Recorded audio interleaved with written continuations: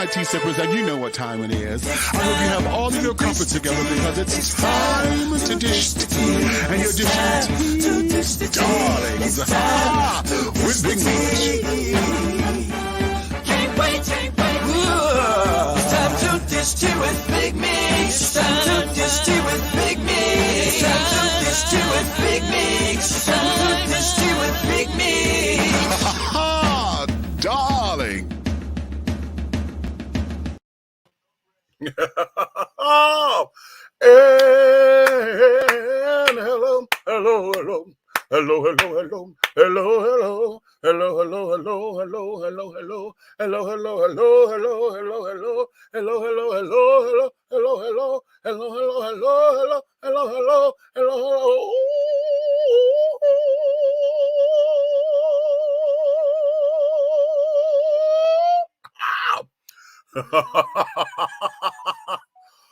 What's going on? What's going on to all of my tea sippers, my crumpet dunkers, my tea brewers, my pot stirrers, and my tea leaf readers? What's your tea, honey?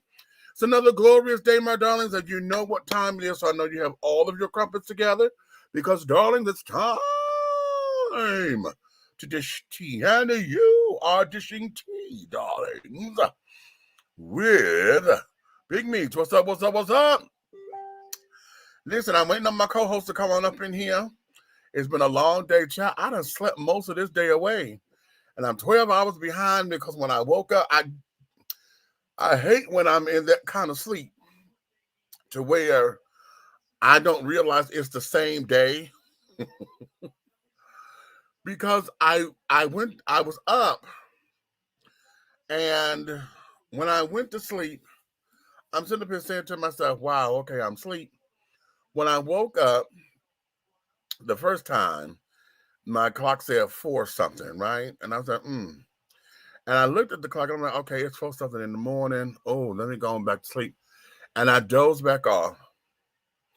Baby, when I woke up again, the clock said like 6:30 or something. And I'm looking, I'm like, wait a minute. And I'm remembering that I have been up for the day. So I was like, no, something's not right. And my blinds were open. I'm like, I know goddamn well I didn't go to sleep and leave my blinds open, but it was just starting to turn dusk. And I'm like, oh, and my mind is like, I'm thinking it's starting to become daylight. It's just been all off, okay? But I guess my body needed the rest, and things of that nature. So I'm good. And at this particular time, I'm oh Lord, they're starting this shit again. What the hell are these folks doing with this damn YouTube? They got all these damn, see this shit here, this kind of shit coming in all the time. This is let me block this person because I don't know who the hell it is. And carrying on. So it's been one of those particular kind of days, right? I see here's another one. I'm sick of this shit. But I guess this is part of the price that you pay when you start to become something. All these little things on YouTube that come up and everybody's sending these little porn spam shits, So nonetheless, that there is that. What else is going on in your particular worlds, everybody? It's the first weekend of the new year. Who's going out? Who's doing what?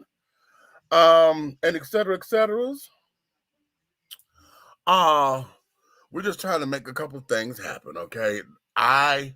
I'm in a space right now, and I'm trying to, transition over and carrying on. I just had one of my house guests has moved out, okay, and that's a good thing for me because I have given everyone, all of my house guests, honey. I'm going to be by June. I am going to be house guest free. Okay. I've already put my foot down and I said, okay, you know what? No, I'm done. And I just need some time to myself. I need to be in my place for about 2 years by myself. Nobody living with me, all that kind of jazz. My life has been where I've had folks living with me most of my existence on this planet. Okay, I'll be 52 in March, and I know most of that time we've always had someone living with us. I get that from my mom. We're always helping out, and this, that, and the third, and all those particular kinds of shenanigans. And I'm like, girl, okay. Well, in this particular case, um, this last house guest of mine, honey, it happened. It wasn't supposed to happen the way that it did, but it happened because what we had a conversation. There was nothing set in stone, right? I'm like, okay, wait a minute. I'm not necessarily sure about how this is because usually, see, the way how I operate is like this. If ever I'm going to bring someone into my home, okay, um, the whole holiday heart kind of thing, I bring you in because you need help, okay? And the goal line is to make sure that you do what you need to do to get your shit together, right? So that you can get into a better spot, into a better place, all right? Um, this particular time, it was supposed to been, okay, we're coming in and this, that, and the other. I did not know this child was on his way here, okay? Um, because the thing was, could you help me get there? No, because I don't have money like that. Next thing I know, this child was here, but didn't come to Atlanta, went to someplace else. But the situation that they were in, honey, wasn't the best situation. Okay. And then in the midst of that situation, now all of a sudden, it's Dow Demetrius because I'm in a 911 emergency kind of thing. Oh my God, oh my God, oh my God. I'm like, what the fuck are you doing? Why would you get up and jump and not have everything in place? Okay. So that's how this child got here to me. All right. Now, in getting here, it was another one of those boom, add water and stir kind of things because it was like, okay, damn, you know, I don't like, people that I know, I don't like necessarily leaving them out on the bind in the bind or whatever because I know what that feels like. So my goal is, okay, let me do what I can and let's see what happens from this particular point. So it's like, okay, not that I'm necessarily obligated, but I gave permission for shit to go down. Okay, and okay, so now you're here. All right. The goal was let's get you together and blah blah blah blah blah. Get you on your feet, this, that, and the other, blah blah blah. Now I have to say this because a lot of people don't understand this. All right. People who I have living with me, I do not bring them in for sexual favors and carrying on and this, that, and the other because that's not what this goal is. The goal line is not to have live-in ass. The goal is you are in a bind and you need to get your ass together. Okay. So in understanding that and putting all that together, we have a couple of bumps in the road and I've had to sit down and say, okay, listen, this is not what this is. Okay. This is not what this is. This here is to make sure you get your shit together so that you can get on your feet. And okay. So that was the route that we were taking and et cetera, et cetera. Some health challenges has come up and for the healing purposes, just so that, you can have some loving energy around and carrying on. My house gets decided to move back home. Okay. To be around that and this, that, and the other. But in the meantime and in between time, I have been in my feelings because there were times when I should have said something and I didn't. Because number one, I told y'all hear me say this before. I get tired of always being the understanding one. You know what I mean? I understand this. I understand this. I understand this. And I know it's a gift. It is a gift because it allows me to have compassion for people. And I'm coming out of calling that saying that something is a gift and a curse at the same time, because a gift is never a curse. Okay, a gift is a gift. What it is that I'm choosing to say that it's a gift, and a lot of times it's fucking inconvenient because you will find yourself in positions where you don't want to be understanding and carrying on. You want to sit down there and want to go the fuck off like everybody else and this, that, and the other. But my makeup is I become the understanding one. And some of y'all would say make excuses for, okay? Because a lot of times it does sound like that, you know, like you're making excuses for people. And oftentimes it may just be that. But in that understanding capacity, you know, it's like, okay, I get this, I get this, I get this, I get this. At the same time of me getting that, there's a part where you have to say, okay, but bitch, okay, it has to be that part up in there. And I never did the but bitch moments because I didn't want to necessarily have hard conversations. And there are moments where at the time where I want to have that but bitch moment, I was at a place where if I say it now, it's going to become a problem. And I really don't feel like going through all of this. And then you have to understand when you're dealing with people, you know, rather than come at them and rah, rah, rah, you know, everybody don't listen to the rod. You got to find out how they move, how they maneuver.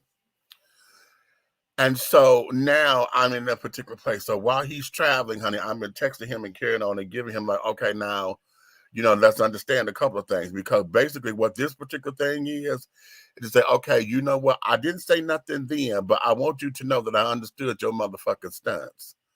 Okay. Don't think that you got over and this, that, and the other. And I'm sure he's probably thinking, oh no, that's not what I was trying to do. But in essence, that's what the fuck it is you did.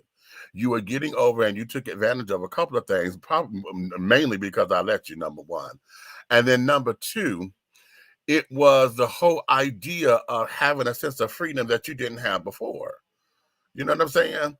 And one of the things about living with me is that I give people certain freedoms and carrying on because you're living here. I want you to experience a comfortable life.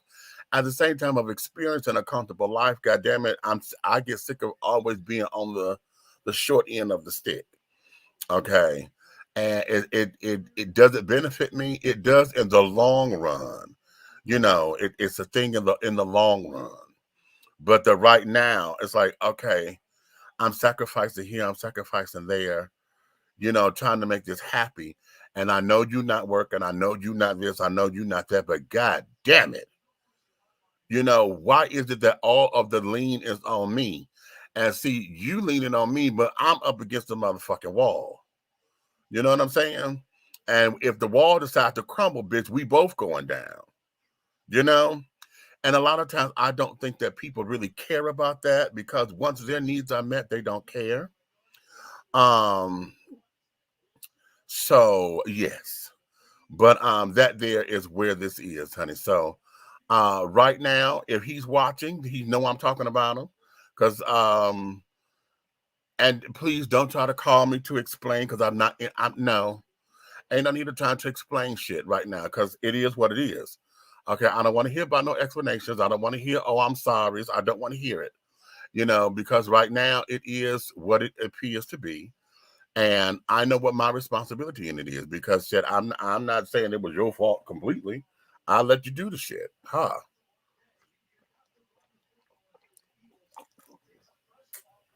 Uh, just lemonade, honey, this time. Um, so that there is part of what we're going to be talking about today. When you're trying to do something for the greater good and you had your WWJD moments, you know, and you want to flip the tables over, but you don't, because of, you know, you're trying to keep the peace. Um, and this, that, and the other, you know, especially when you're dealing with folks. See, this is where this is for me. Because I said this and I said, Lord, I'm so tired of attracting very needy motherfucking people. Okay. Now I want you to hear those words. I'm tired of attracting needy people. Well, you know, the law of attraction says, honey, like attracts like. Okay. So I have to look at me and say, what is it that I'm so needy for? Because that's what I'm attracting. I'm attracting needy motherfuckers, honey, who just got to have my time, got to have my energy, you know, got to have me come in and save the fucking day kind of thing. You know what I mean? So what is it that I'm doing? Or what is it in my makeup that says that I need that? Number one, y'all know I still ain't got this house together, right? That was another contingency. Everybody who come in here, oh, we're going to help you get it together. Now they're going to say that, okay, bitch, you ain't tell us what to do. Yes, the hell I did. I told y'all, honey, whenever I've been gone, when I had to go deal with my mother, I was gone for 2 fucking weeks. I come up here in this motherfucking house thinking that it was going to be done or they was going to do something. Bitch, the dishes were still up and the dishes were not clean and this, that. When I came in from Florida, I had to come in to wash dishes. Okay. Now, mind you, people have been sick and sickly and this, that, and the other. And I gather all that. Okay. I gather all that. At the same time, again, that's this understanding shit. I can understand that, but goddamn it, you know how to get your ass up to go sit and smoke this goddamn cigarette. You know how to get your ass up to ruck around this goddamn corner to go say hi to somebody. See, see, I could get petty. You know what I'm saying? And I did, and that's why I don't have these conversations, because when you start getting petty and nitpicking and carrying on, it becomes a complete disaster. You know what I'm saying? The bottom line of it is this shit was not done. And y'all heard me say this all the time. I don't have to tell you to do nothing. God damn it, you in this motherfucker right with me. You know exactly what the hell this looks like. I ain't got to tell you to wash no motherfucking dish. I don't have to tell you to clean out no bathtub. I don't have to tell you to change the roll on the toilet paper roll. I don't have to say those things. And if I do, then there's a problem. You know what I'm saying? And that's when I started to get upset, because I'm like, fuck this. That's when I said, you know what? No, I need to be by my goddamn self. Because, see, I don't have to come up in here dealing with grown motherfuckers. And everybody, y'all grown as hell. Y'all want to tell me how grown the fuck you are, but yet you still need mama's touch or whatever, or still know that because Big Meech or Demetrius or whatever gonna do something, y'all leave it up to me to do. Now, saying all of that, honey, I got to do it anyway because it's my shit, right? That part, I got to do it anyway because it's my shit. Okay, so here is where this is. If I got to do it any motherfucking way, then let me do it by my goddamn motherfucking self. You understand? So that's why for 2022, I know by June 1st, 2022, I would be an empty nester up in here and would be starting my life as, you know, a person who and everything in me, honey, listen. And I know I'm going to be challenged, because it's going to take that one person to say, ooh, girl, no, you can't come here. And I've got to stick to my guns on that, because I would backslide and carrying on. I would backslide and this, that, and the other, because I do not like seeing folks out in the cold or out in the bad way or whatever. But the question becomes this: if I was not here, what would you do? If I were not here, what would you do? Say. And then I had to put myself in that particular situation, because every time I've been down and out or whatever, I know my pride will not allow me to do certain things. And that's you know, traditional folks will say that's a sin. You know, if you have not because you ask not. Okay. There have been moments where I didn't want to, but hell, I had to, because I didn't know what else to do. You know, then and then I had to ask myself that question: if so and so wasn't this and so was that, what the hell were you going to do? You know, And that's where what we call the blessings come in at, because you ask, okay, it happened. But I have a lot of people in my life, honey, who have become dependent upon the kindness of Big Meech and the kindness of Demetrius or the kindness of Miss Samantha. Okay. And so it becomes one of those particular kinds of contingencies. And frankly, I'm at that point where, where I tell y'all all the time, Superman got to go back to the Fortress of Solitude. Batman always go back to the Batcave. Wonder Woman takes her ass right back to Paradise Island or Themyscira to get away from it all. And I'm there. I'm so there. And I'm telling y'all, I have to be, because y'all know I'm still trying to process 2020. 2020 was isolation. 2020 came and it was so isolated to where, shit, how many of y'all absolutely remember 2020? I turned 50 in 2020. Okay, that was supposed to be celebrating all year long because that was the big one, right? I told y'all from January 1st to December 31st, that was my birthday season because this is number 50. And that's when we started with the whole quarantine lockdown shit. And with that, 2020 had become much of a blur, because we were on lockdown. I remember being nervous as hell because I didn't know what to do.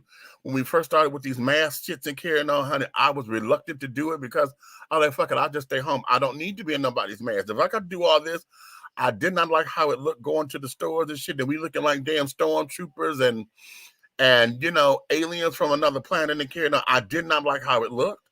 I did not like the whole idea of being 6 feet apart. And if somebody felt you wasn't close enough, they stepped up and moved. Oh, good child.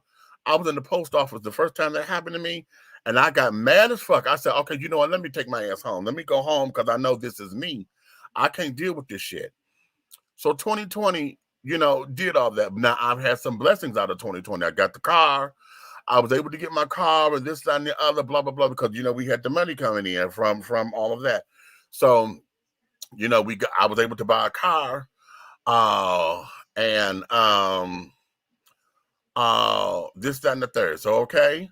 So that's what, so I've had some moments that were silver linings of 2020 that carried over into 2021, financially being able to sustain myself, being able to get my business and stuff together, and this, that, and the other. So we've had some wonderful things, but then 2021 came in, and 2021 just took my emotional health from me because I have been on this emotional roller coaster. And now,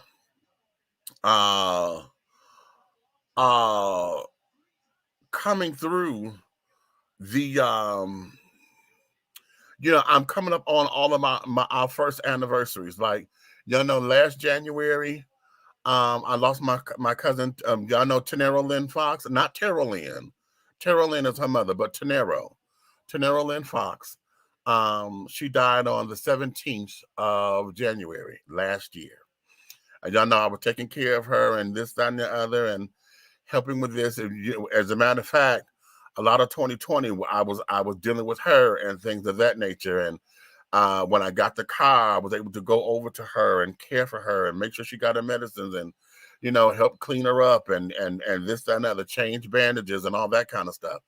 We were doing all of that. And then she passed. So we're coming up on the anniversary of her passing, and so I'm still processing, and trying to get through all of the first. And then on top of that, then I had all this other stuff, come into play, folks needing to play this, blah, that, and carrying on. And so I'm just in that particular space right now. And so going back to my original point, I'm not talking, y'all know I don't have a problem with talking. It's just that there are hard conversations that should have been had or need to be had or whatever that become difficult at times because in understanding everything that's going on, hard conversations become nitpicky and they become very petty. Okay. So much so to where you can start getting down to the points of where when I cooked this, you turned your nose up and acted as if you weren't appreciative of what, and all that becomes irrelevant. You know what I'm saying? That's irrelevant. At the same time of it becoming irrelevant, it's important at the same time, because what the feeling is, along with what you're talking about. See, it's not so much as what you're talking about, it's the feeling behind it. Because it's like, I went out of my way to do this and to do that, and you go turning your nose up at it as if you don't appreciate it, and yet you don't know that you done put me out. I done sacrificed to do this, and then you acting as if this wasn't enough. Well, bitch, if it wasn't for me, you wouldn't have had this. So what the fuck is you turning your nose up? And that's the sentiment behind all of the pettiness. You know what I'm saying? And most of us, we don't know how to articulate or to transcribe that into anything that is tangible or something that is comprehensible for folks to understand without them getting into their feelings as well. And that's the other part of the conversation. Because just because you have a beef doesn't mean that they don't have one, or they're not entitled to have one. Because just like you can point out flaws, they can point out flaws as well. But at the same time, we will come in the place of saying, listen, we may not feel as though they are entitled to have it because, bitch, you came to me. You at my doorstep. Okay. So you're not in, a lot, and we may not verbalize that, but some of us will, I'm sure. But the whole thing of it is that, honey, we may feel as though, and I know sometimes, and I'm going to say it out loud, sometimes I do feel that way, bitch, you're not entitled to have a fucking feeling. Not when I'm doing everything for you. You're not entitled to have a goddamn feeling. And I know that's wrong as hell, but I don't verbalize that out front. And I hope that my actions don't treat it as such, because sometimes I may be treating people like that and not realize it. But I know if I feel that way sometimes, I have to be treating somebody like that, which is why I monitor myself, which is why these particular kind of conversations don't come up unless we are at a point where, okay, I'm at my wit's end. Okay. No, like, okay, let's take something cute. Now, I made it into a joke so that we could have the conversation, but this was something that was bothering me. How many of y'all, when you go to your shower, do you put both of your shower curtains in the shower, or do you have the shower curtain outside and leave the shower liner so that when the water runs, the shower liner catch all the water, leaving it in the tub so it's not all over the floor? Or are you one who take both the shower curtain and the shower liner and put it all in the tub so it's just all one thing? I'm the first one. The shower curtain belongs on the outside because that's the curtain, right? The shower liner belongs on the inside so that all the water drains off and it's not all on your goddamn floor. So I'm sitting up here every time I go in the bathroom, I'm wondering how come my shower curtain is inside the damn tub. Okay. So I would pull it out, make sure the liner, because I got one of them damn dollar store cheap liners. I really need to replace it because I need a heavier one. And I put the liner so that the liner would be in the tub and the shower curtain, because I got a new Wonder Woman shower curtain. So I want the folks to see the curtain. Every time I go back in that goddamn bathroom, the bitch is back in the tub. And I'm like, okay. So I wasn't saying nothing. I would just pull it out, right? And be like, okay, I know I done pulled this bitch out. I know I done pulled this motherfucker out. So why are you putting the bitch back in the goddamn tub? I don't have to tell you, bitch, who else doing it? Okay? So I had to I said, so I see we at war with this goddamn shower curtain. At war? What you mean? Bitch, how come every time I go in this goddamn bathroom, it is back in the tub? I'm the one who pulls it out. You know goddamn well I'm pulling it out. Okay? How? And it became a little cutesy, but goddamn well, don't stop putting it in the goddamn do-I-diddy. How many of you... I don't have to tell you to change the toilet paper roll, do I? Bitch, you dare to take a shit like everybody else if the paper ain't on the roll because you used it all. Why in the hell? Ooh, Jesus.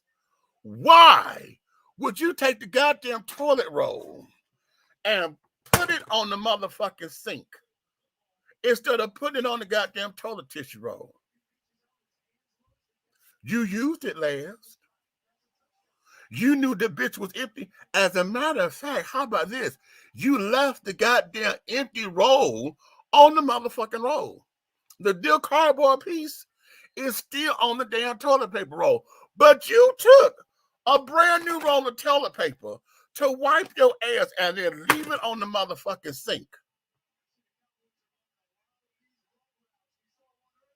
I know that's petty as hell. I know it's petty as hell. But goddamn it, why do I have to tell you to change the motherfucking toilet roll for me to get? Oh, bitch, tell me you forgot so I can knock the rest of your goddamn gums down your motherfucking throat. You forgot my ass. You didn't forget to wipe your motherfucking ass. You knew the tissue wasn't on the motherfucking roll. So how'd you forget that you put the damn tissue on the sink? Lying asses. I can't stand that shit. That's why it's shit like that that gets up under my motherfucking skin. Okay? It gets up under my skin. You know? Ooh. Let me go to the comments, honey. Y'all talking in these comments in these streets. Let me see what's going on. Okay? Staying in and relaxing at the moment. Okay. So you got an off day? Come on, princess. Okay. Just the tea. Zahara, Happy New Year's, Granny. Mwah!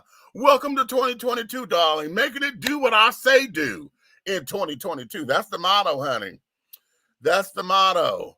Let's see, love her face. You got a, okay, thumbs up and kisses and hugs. Okay. Thank you, sweetheart. Thank you, thank you. Thank God, respectfully, you need your own place back and privacy. No shade. Ain't no shade intended, honey. The whole thing of it is this. Privacy, you know, okay, let me shake this the right way. The word privacy and private or whatever has been used as a weapon against me. Okay, and let me explain how.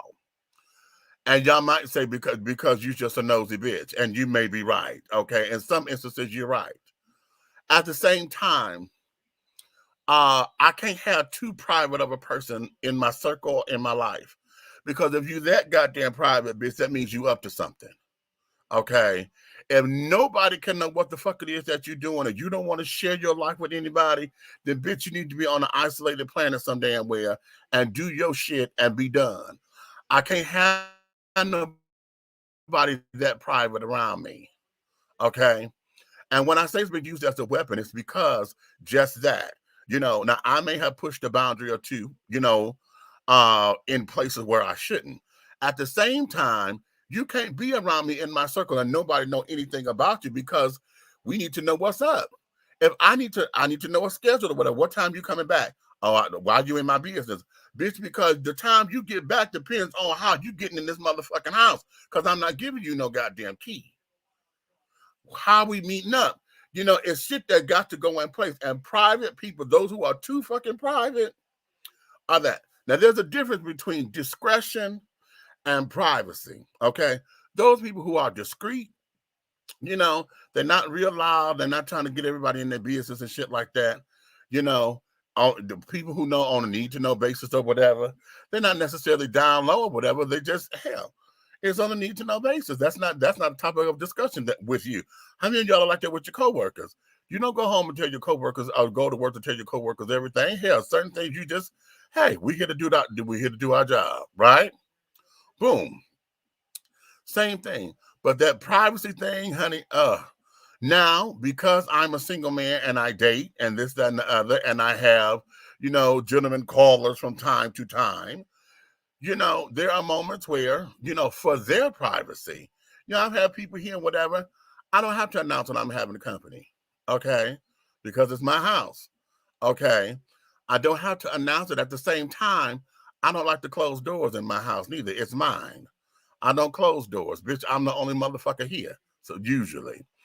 But anytime I close a door, it's because I have someone else here. And it is to keep you from being in my business, and it's to protect the privacy of my guest. Okay. And that's usually why I close doors up in here. Okay. Um, and so for that regard, if nobody else is here, then shit, I don't have to worry about that, right? And that there's where it is. So, um, you know, and that's just for the other person, more so for the other person. But here's something, and I'm going to take that from you, Zahara, because perhaps maybe I need to value my own privacy a little bit better than what I do. Because I consider myself to be such an open book, and I don't mind it, because transparency is one of the creeds that I stand on. At the same time, maybe if I valued my own privacy just a tad bit more, it doesn't have to go completely to the opposite ends of ridiculousness. But if I valued my privacy a little bit more, I think I can find a happy medium where it would make sense to me, and I can feel a little bit more comfortable with um with certain things, and carrying on. I think that there is that. So how, grandbaby, that I'm a nestle on that. That's something. That's a ginger stick, honey, the cinnamon stick I need to chew on. Okay. Yeah, I think I'm gonna do that. Yeah, let me look into that, honey. Hey, Road, what's going on? Good evening, all y'all. Hi, come on, Buck. Hey, Eric. Okay, Big Meats, aren't you seeking to purchase a home? Go for it. The best thing I ever did in 2020 rent was $1,250. Wow, for my 2-bedroom apartment. My mortgage is $835 for a 2008 3-bedroom house with a 2-car garage. What a blessing! If you need a realtor, I got one for you, friend. He had me in a house in 98 days. Larry, really? I am shopping, lending agents and carrying on. I have one. I spoke to two. They say get three. I need to find a third one. And I was supposed to be doing this damn NACA presentation, and I was up. Listen, I got up like about 6 o'clock this morning or whatever, and told myself, okay, bitch, get yourself ready, because we finna get ready to do this thing, right? I'm in my phone trying to see the Zoom link or whatever, fell my ass back to sleep. When I woke up, it was 11:30. The damn thing started at 8. It was a 4 hours. It was over at 12. Bitch, I'm evil. So now I got to go in and re-sign up for another thing, because it was a Zoom presentation. And so I got to redo the damn thing, and I'm pissed because I was looking forward to that. But nonetheless, I do need to find like a third lender option, so I could see what's coming my way. I have some prospects in. I do have an agent that I'm working with, and carrying on, and I'm trying to be loyal to her, because we are associates in carrying on. We do stuff here in College Park together, and I like her. She's a Pisces like me. Her birthday's 2 days after mine, so I'm trying to keep all that together. And she was the one who really was encouraging me to go ahead on and look into home ownership, because I've been living in my apartment. I've been living in the same place for 13 years. Okay, it's a 1-bedroom, 700 square foot apartment that I've outgrown, actually. That's how come I can't keep it together. I got all this shit up in here. And really, I've outgrown it. Okay, over here in this corner is nothing but DVDs and carrying on. And I'm not getting rid of my DVDs. I know y'all saying, you streaming now, girl. You old school. Yes, the fuck I am. I'm not getting rid of them, because some of these movies, they're not streaming on Netflix and carrying on. You're not going to find some of these things anymore. So when I have reference copies and things and history stuff, I can go pull this stuff out and carrying on. All of my CDs and my music and stuff, I'm not doing it. I'm a drag queen, honey. And when I need to rehearse, I need to rehearse. And things and things of that nature. So, honey, no. We're not doing all that. I'm not getting rid of my music, because, again, a lot of this stuff is out of print now. You can't find shit. So I'm not getting rid of my music nor my DVDs. I still have VHS tapes, and I have cassette tapes up in here. I got rid of most of them. That hurt me. I got rid of most of them, but some of the special ones I had to keep. So yeah, because some stuff that I've done. I think I got a couple of radio shows where I was interviewed, and Just some special stuff that I just couldn't get rid of it. Once I find a way to transfer it to a different medium, or at least put it as an MP3, then I may consider getting rid of the tape itself. But I got to transfer the medium and can't do it as of yet. Okay. So yeah, so I'm looking forward to that. So yes, but you was in 98 days. Listen, you said a 3-bedroom. Wow. 2-car garage at $835. Bitch, that there is what I'm paying now. That's my rent. Okay. That's what I'm talking about. That's oh, come on now. What's done has been done and life goes on. Say that, sweetie. I know exactly how you feel. I was put in a situation like that. Come on now. Can't express enough the importance of peace of mind, honey. Okay. My house is not perfect, but at least my mess is mine. Say it, baby. Say it. Okay. Been there, done that. I'm single now and have been for 9 years. No extra branches hanging off this tree no more. I do me. Okay. That's it. Stick to your guns means that there. I have to. And you know what? I'm going to say this because now, and here's something that's very that way. And I think this here, I just knocked over something. I think this here is my telltale sign, y'all. I know me losing my mother has wakened me up in such a way. I keep telling y'all, honey, I'm so motherfucking grown right now. It's crazy. I thought I was grown all this time. You know, I thought I was grown. I thought I was grown. But my mama gone, honey. My mama gone. And the grow up, what I'm going through right now, there's a new bitch that is emerging. I don't know who she gonna be. I'm not exactly sure. I'm kind of looking forward to whatever this process is, because there's something coming out of this, and I know that was one of the reasons why when I said, okay, by June, I'm a single nester, I'm an empty nester and carrying on, because I know my mother's death had a lot to do with it. I'm like, And I'm going to say this out loud. I'm going to say this in front of y'all because this may have some validity. I have been telling everybody that I've been becoming my mother. You know what I'm saying? You know how you grow up and you hear that, people say that a lot. Women say that, oh my God, I've just become my mother, or I've become my grandparents. I'm saying shit my grandmama used to say, or men always say that, they sound like their dads, or they start to look like their dads. I know that I have become Essie Lorraine Taylor in so many different areas of my life. It's crazy. Now that she has become one of the ancestors, I don't know if I need to be her anymore. Does that make sense? And I know, I know that it's sounding crazy. It's sounding crazy. But hanging on to her or becoming her, I never was becoming her. And this is what it is. And okay, I think I got it. I never was becoming my mother. What it is, the lessons and stuff that my mother had instilled in me, I have internalized, and that's what I teach. You know what I'm saying? I know how I handled the world the way I saw her handle the world. You know what I'm saying? So I know how to do it. I put my own little spin on it because I'm me. So, but I know I'm her child, and I'm honored by that.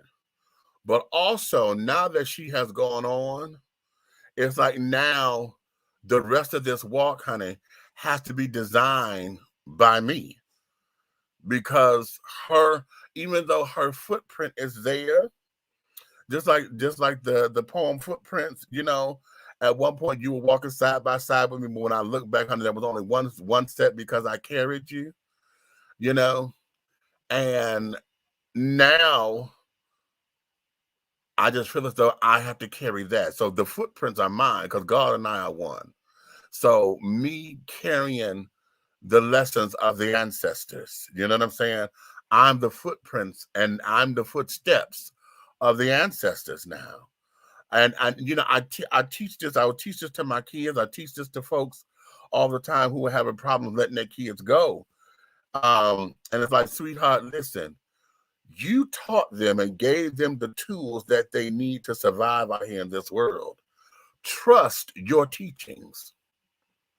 If you feel as though you taught them well, trust the teachings. Trust it. Okay? Because it's not going to bite you in the ass. They know what to pull from. They know what not to pull from. You know what I'm saying? And they will show you by their actions. I have, that there is when I say I've become my mother, that there is that. My actions have shown me how much alike we are, you know, how different we are because we handle things differently and things of that nature. I know there's some things that I'm dead on her.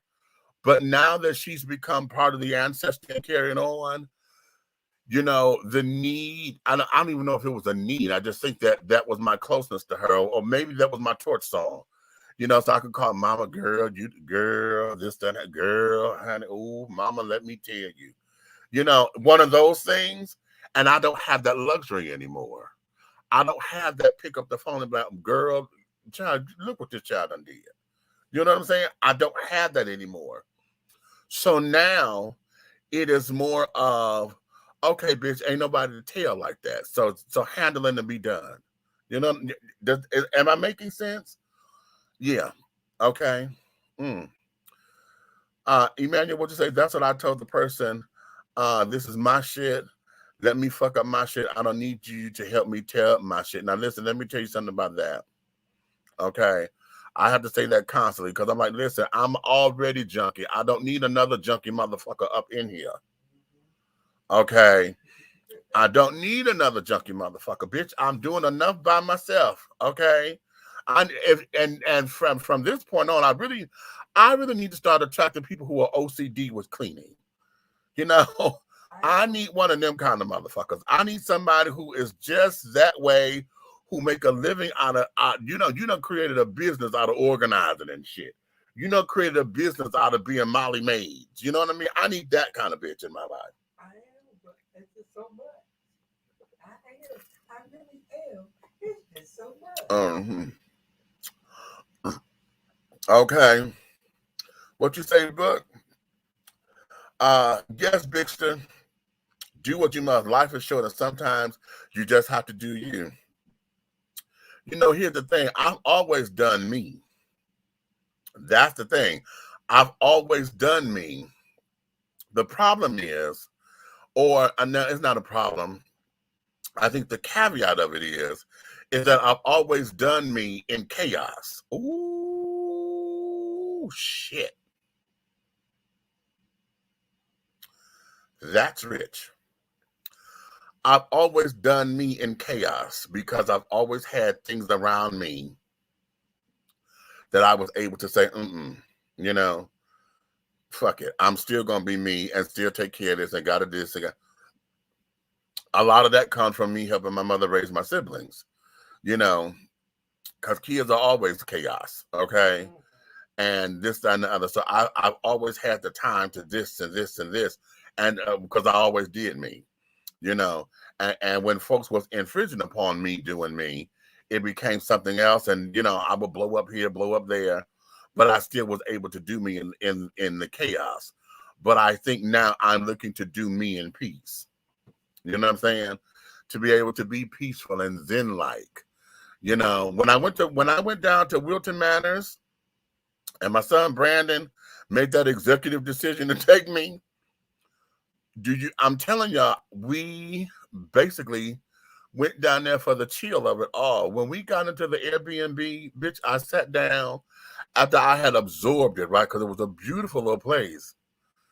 It was a 1-bedroom, so Brandon and I were taking turns in sleeping in the bed and carrying on. But when I sat down on that sofa, bitch, I felt like I was at home. I felt so completely zen. I didn't want to do nothing. I didn't give a damn about the neighbors. I didn't give a damn about going out to party or nothing. I really just enjoyed being there. Just getting up, going to the kitchen, out on the lanai, because they had a nice little patio and things in the back. I could call it the lanai because we was in Florida, right? It was just so cool. So we got down there Thursday. I cooked. And after I cooked, baby, we didn't do shit but have a Netflix and chill. As a matter of fact, we started. I got him caught up on Ruthless. So we watched all of Ruthless. Then I got him caught up on All the Queen's Men, right? So that's what we did for the first 3 days. New Year's Eve, we didn't go out. New Year's Eve was in the damn Airbnb. They have fireworks and everything going on. Child, for what?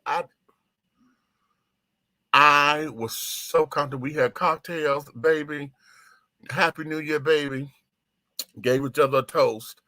And honey, that was that. I was just in a place.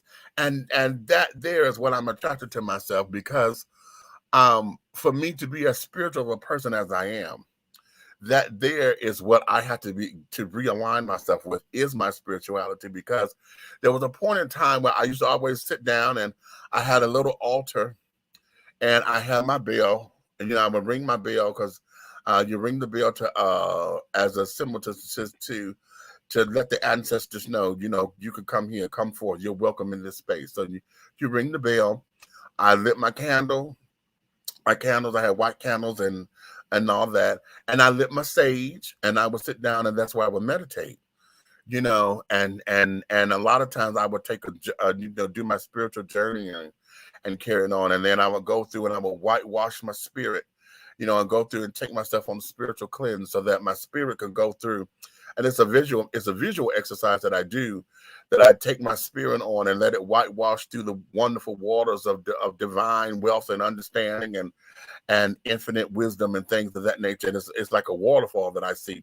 And I allow my spirit to go through and dance through it and bathe in it and carry it on, so that when I come out of it, I feel refreshed. And I've not done that in a little piece of a minute, because, I've gotten away from absolutely centering myself. So because of that, I'm attracting that kind of peace to me once again. So all of that to say, yes, I still know how to do me. It's just that I've been doing me in chaos, and I need to now do me in peace. Okay. I had to cut loose for self-preservation. Ooh, come on, Todd. This is what you say, 100. Okay, am I talking to you, baby? Yes, in order to be the best version of you, the opportunity to be able to reset without distraction is very important. Very important. Smurf being cute, wear your mask.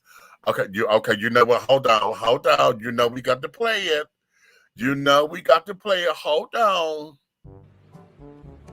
Please wear your mask. Wear your mask. It is very important for you to put on that mask. This is not no joke, and this is not no rundown. Wear your mask. If you vaccinated or not, throw on that mask and stop lying, telling people you vaccinated and you know dang on well you ain't vaccinated. You up here trying to get people sick. Stop lying, saints. Hear the music. Wear your mask. Wear your mask. Wear your mask. Put on that mask. Wear your mask.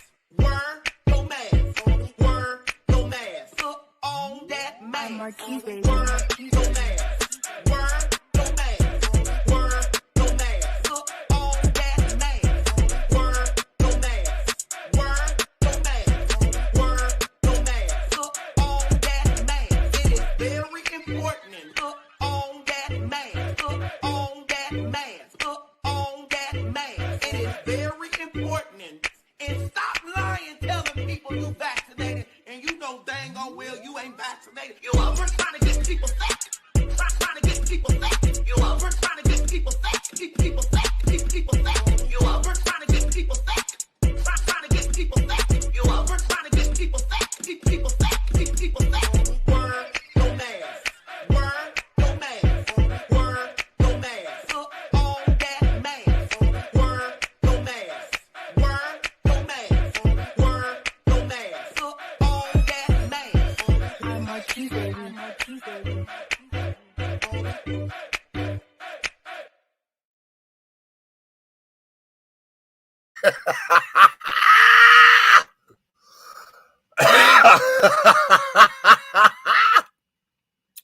Shout out to our Marquise. I got to get him to come on the show. If anybody knows how to get in touch with him, honey, send him my way. I need for him to come on this particular platform, maybe, because that right there is probably one of the best doo-wops that we have from all the social media stuff and all that. This particular remix of this is by far superior, okay? Oh, this is just absolutely everything, chat. Absolutely everything. Okay. Yes. One of my 2020 blessings was you. Oh, bless you, sweetie. Thank you for that, honey. I thank you for that. Okay. First one. Okay. In the end, you know what you need to do. Again, it is about allowing yourself a chance to choose to live life by all your own rules. How about that? Okay. Well, you are killing me. Shower curtain and shower liner and Wonder Woman. I'm telling you the truth. Now, you know, Todd, you know I'm telling you the truth, child. Okay, I love it. I would have told them what I want done, okay? Okay, it's not petty. That is your house, okay? Okay, choke their asses with your Wonder Woman shower curtain. You know what? Listen. I'm the first one, shower liner in the tub. Okay, right. Listen.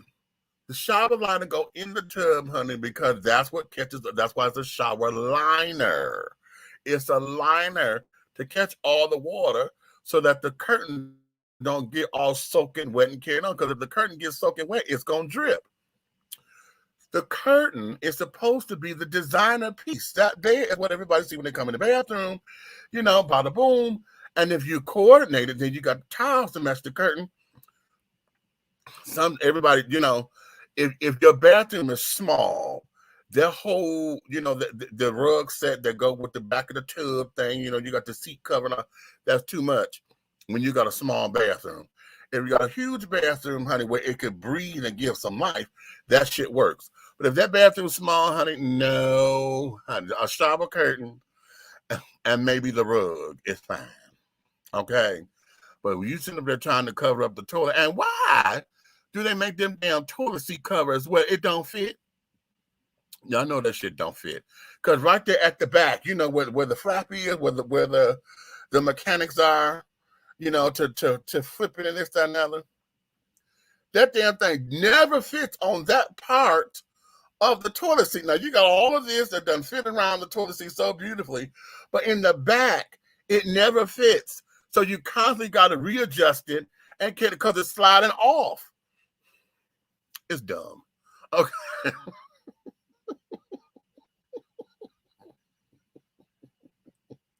Dumb. So yes, okay. Yes, God. Okay. What you say? Yes. Okay, right. I will text you his name and number. Thank you, baby. Okay, girl, goodbye. Oh, here goes this motherfucker again, child. Okay. Oh, girl, I can't. Okay, you know what? It's 2022. I thought I got rid of your ass a long time ago, honey. Let me block your ass. Because I don't have time for foolishness. Okay, I just don't. Okay.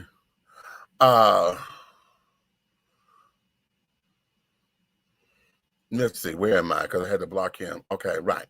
Here we go. Houses are newer and cheaper out here in Hiram. Well, you know what? Yeah, Hiram is, because I saw that and things of that nature. I'm trying to stay here in College Park, within College Park and East Point, Hateville, maybe South Fulton, over in this particular area, because I've gotten committed to and you know, some of the politics of it I'm kind of involved in. So I'm trying to stay, you know, together with this particular area. However, I'm open to if necessary, honey, so be it. You know what I'm saying? So I'm open. Yeah. Just getting in. It's good to see you, Meech. Live and in color. Hello there, darling. Yes, Happy New Year to you too, sweetie. Miss Sean Lamont. Hello there, darling. Keep your movies and music, etc. Girl, it ain't going nowhere. It ain't going. Listen, it ain't going nowhere. You hear me? It ain't going nowhere. No, baby. Folks will talk about me all they want to. It ain't going nowhere. I lived in my apartment for 17 years. Wow. Okay. You are grown, but as we get older, we learn that there are levels to adulthood. Okay, say it. Okay. You deserve the best. Good night. Okay, good night, sweetie. Thank you for coming on up in here. I know that's right, because the death of my mother and father made me grow up instantly. I became head of a household, and my siblings say, "You just like mom." Okay, listen, my father is still here, but my father was an absent parent. Okay, and even though we have a much better relationship now, I'm the only one who has a relationship with him. My sisters don't, and my brother's gone now. So I am now the elder of my family, of my immediate family. Okay. So, wow. And when that hit me, that was like, oh my God. Okay. That became something, You're going to find a brand new you in this meet. Mark my words. Okay, honey, trust me. Trust you me when I tell you I know. Okay, trust you me when I tell you. Okay. I just walked back into the room, and all folks to be on my screen, I see him. Lord have mercy.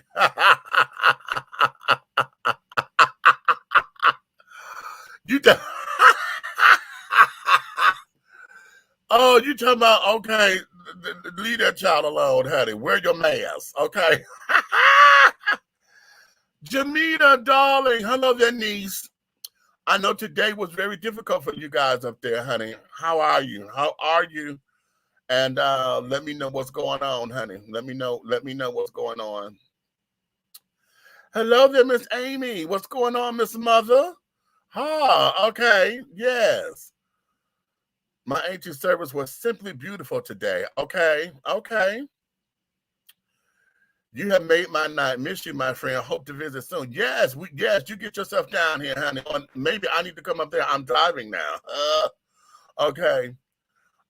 So glad to hear this. Was not there in body, but most definitely in spirit, as I know H2 was as well. Exactly. Okay. Hey, my friend. Meech, are you moving? I will be soon. I don't know when the movie is. I'm in the process of looking for a house to become a first-time homeowner. So, yeah, because trying to move now or whatever, and rent is absolutely fucking ridiculous. You understand? Rent is fucking ridiculous. And it doesn't make sense that we as people have allowed for market rates. They want to call inflation, now that we have a Democratic president again, they want to call inflation. And it ain't his fault. A lot of this is because of all this COVID nonsense and folks not being able to get shit in and carrying on. This is absolutely outrageous. There is no reason that a house should be $2,000 worth of goddamn rent and you only renting. You're not buying this bitch. You're not doing nothing. I have seen places where, like right now, where I am, they're really trying to get me to go up like $100 and some odd dollars, okay, in my rent, because I'm below market value for a 1-bedroom apartment in this particular area, right?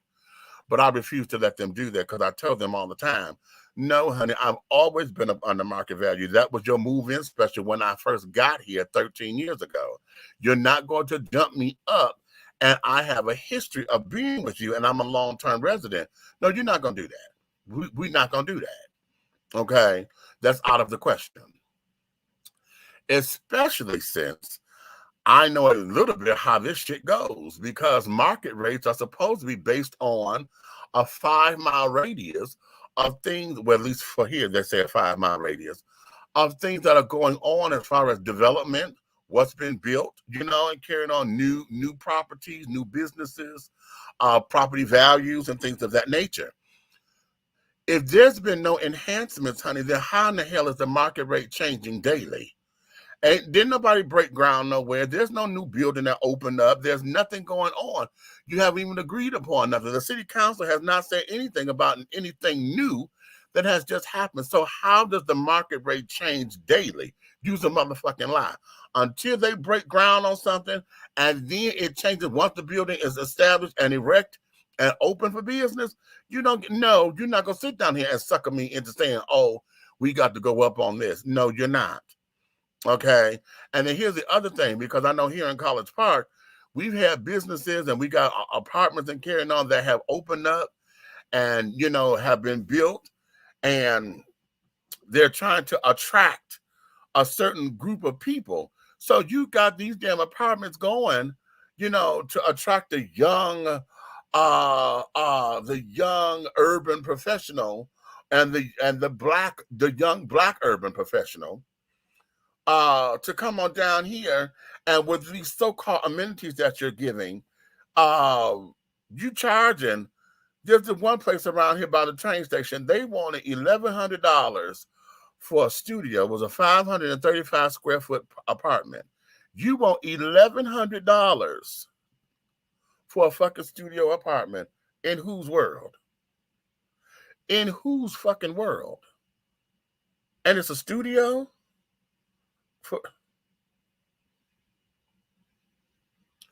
That doesn't compute. And yet we're in times where y'all want to talk about small businesses can't afford to pay minimum wage.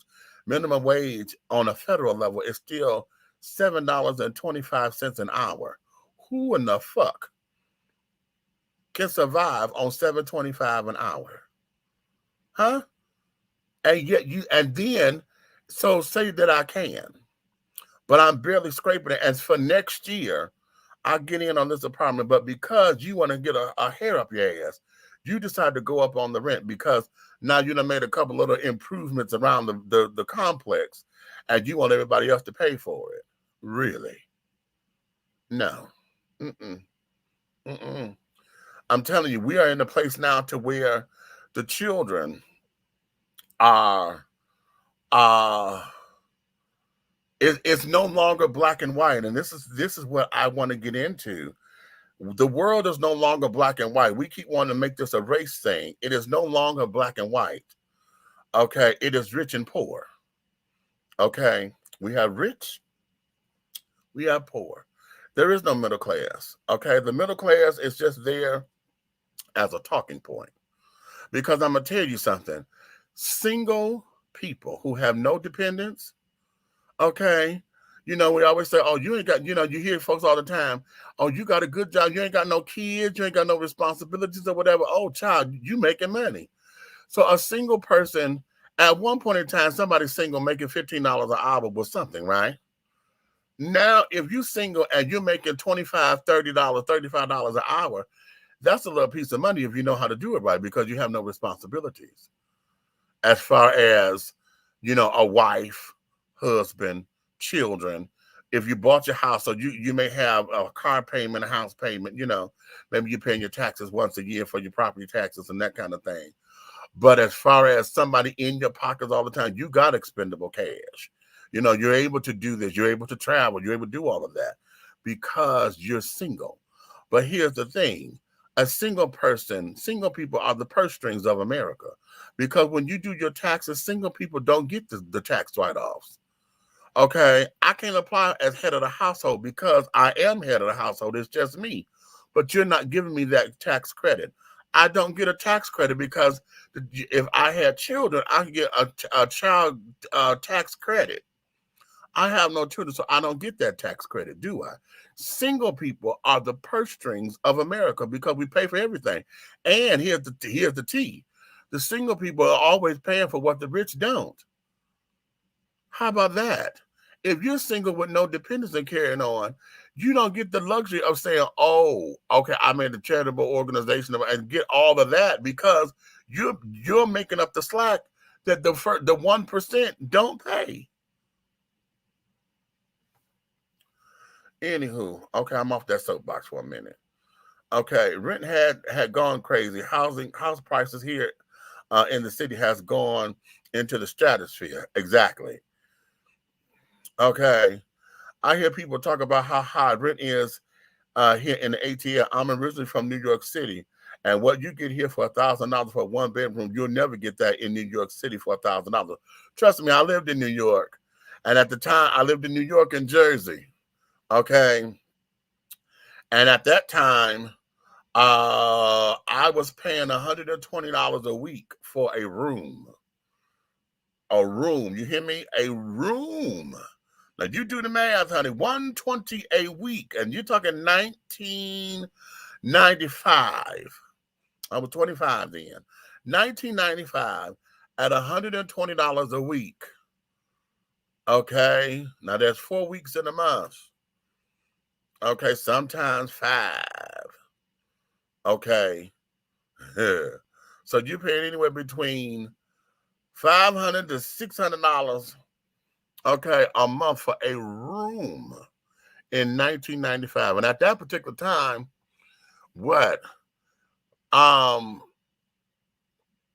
know I was trying to get a place, and what they were calling a one bedroom, honey, was a studio. It was a studio with a living room. Okay, that child told me it was a one bedroom. I said, well, where's the bedroom? It didn't have no doors or nothing. I gagged, right? I was like, oh, okay. And coming from Detroit, honey, you know, I had to understand real estate and carrying on. But yeah, and they wanted $1,200 for that.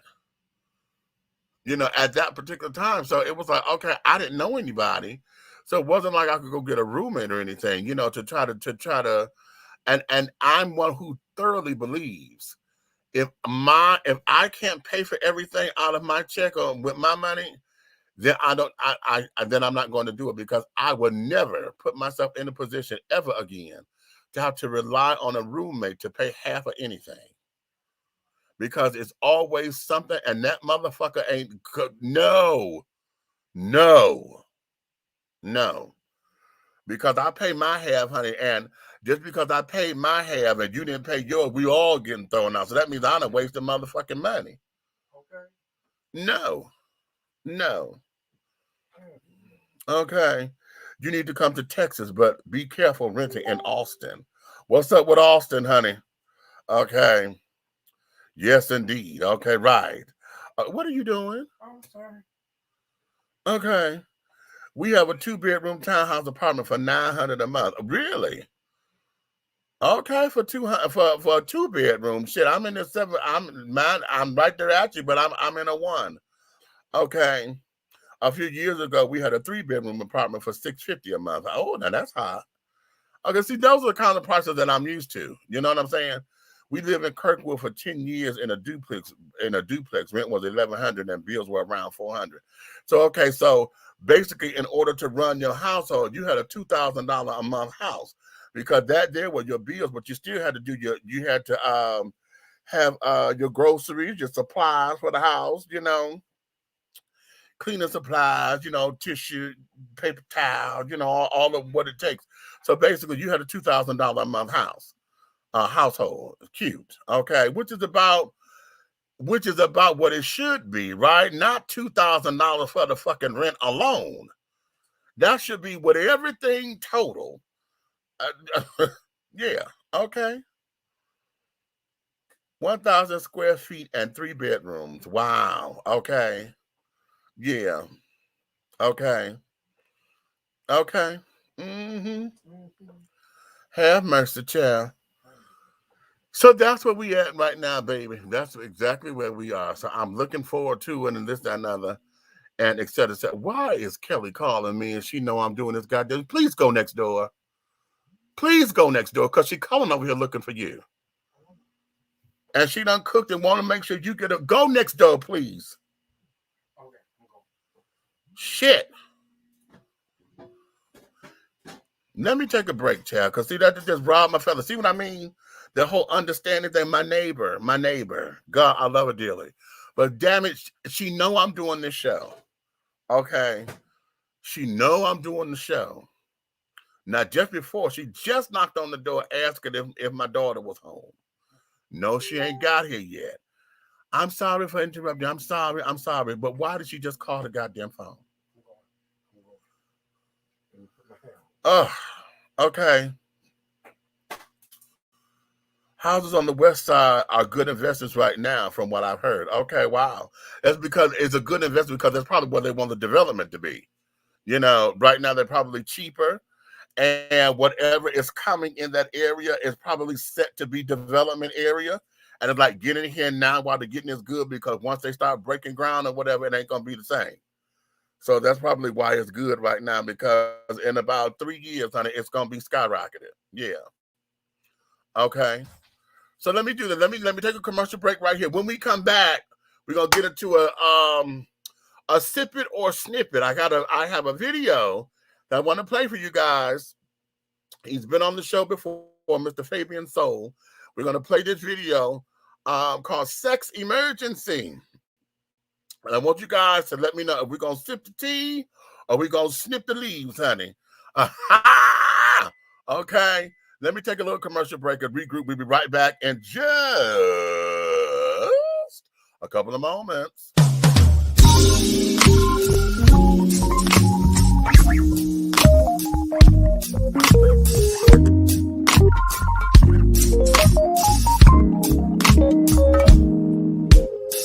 When I'm walking down the street, people are looking at me. What they see is a masterpiece created by the king. I am different by design, and I am fearfully and wonderfully made. I may not look like you and you me, but that's the way it's supposed to be. Dare to be you, dare to be me, and dare to be different and unique. I'm gonna be the best me I can be by letting its glory shine through. Dare to be you, dare to be me, and dare to be different and unique. I'm gonna be the best me I can be by letting its glory shine. Angelo Ellerby, the Henry Higgins of hip-hop, is the founder, president, and CEO of Double Exposure Media Relations. Double Exposure Media Relations is a full-service public relations, marketing, and artist development firm specializing in publicity, photography, artist promotion and artist development, makeup artistry, event production, and EPK development. Celebrating over 45 years in the industry, Angelo believes that a culture that does not take care of nor respect its artists is a culture that leaves nothing behind to appreciate. Let Angelo help you make dollars and cents of the entertainment industry. Contact Double Exposure Media Relations at 201-224-6570. That's 201-224-6570.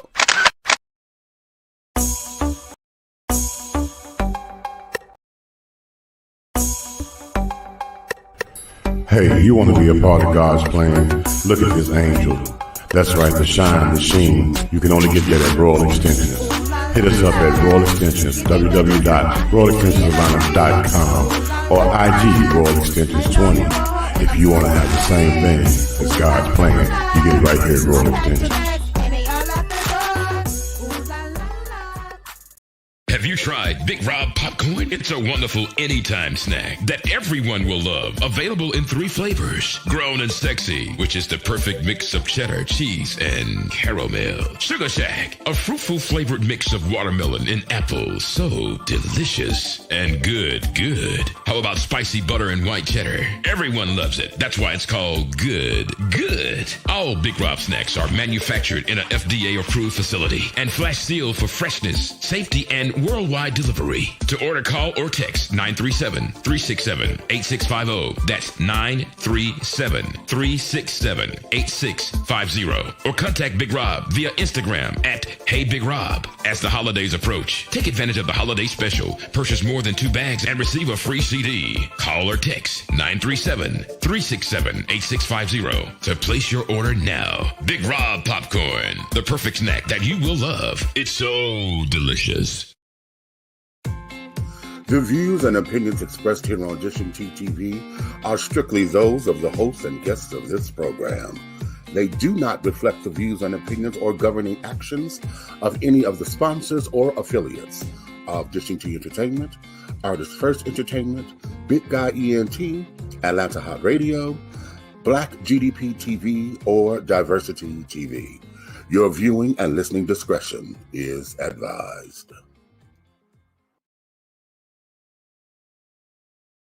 I forgot to put myself back in. What's going on, people? What's going on? What's going on? We are back. Oh, excuse me, deep swallow. Okay. If you're just tuning in, honey, you are dishing tea with Big Meats, honey. I am Big Meats. I'm solo today. My co-hosts are doing what it is they had to do today and this evening. I know Big Red was being guy about town and carrying on, and I'm sure Aunt Nikki probably went to sleep. Okay, she's gonna tell me, oh, I forgot, and oh, she probably didn't have one of her headaches and things, because right about this time it was a little chilly today, so she's probably going through what she goes through, and trying to get herself situated or whatever. I know she got to need these pills. I need to get these pills around to her. But nonetheless, we're solo right now. But I want to take this time. I said we're going to do something here. We're going to do a sip it or snip it, honey. We're either going to sip this tea deliciously, honey, be like, ooh, yes, honey, and savor the flavor. Or we're going to snip these damn tea leaves, honey, and cut this shit up, honey. Like, okay. The artist, his name was Fabian Soul. And I want to play this video here. Now, listen. If you're looking at this in the replay and the video is not here, that's because I had to take it out because of a copyright infringement or whatever, and whatever, all these damn licenses and carrying on. They won't let me say fair use, even though under fair use, honey, we are talking about and going to collaborate and discuss the damn thing. Under the fair use, we're able to do that. However, because music and stuff that got so fucking digital and things, a lot of the piracy happens. So it's really a protection for the artists and things of that nature. So if you don't see it here, it's because I've had to take it out. But the description, the link to the video is in the description. This is on YouTube, okay? His name is Fabian Soul. This is called Sex Emergency. Let's do it. When you shoot with JD Visuals, it's a movie.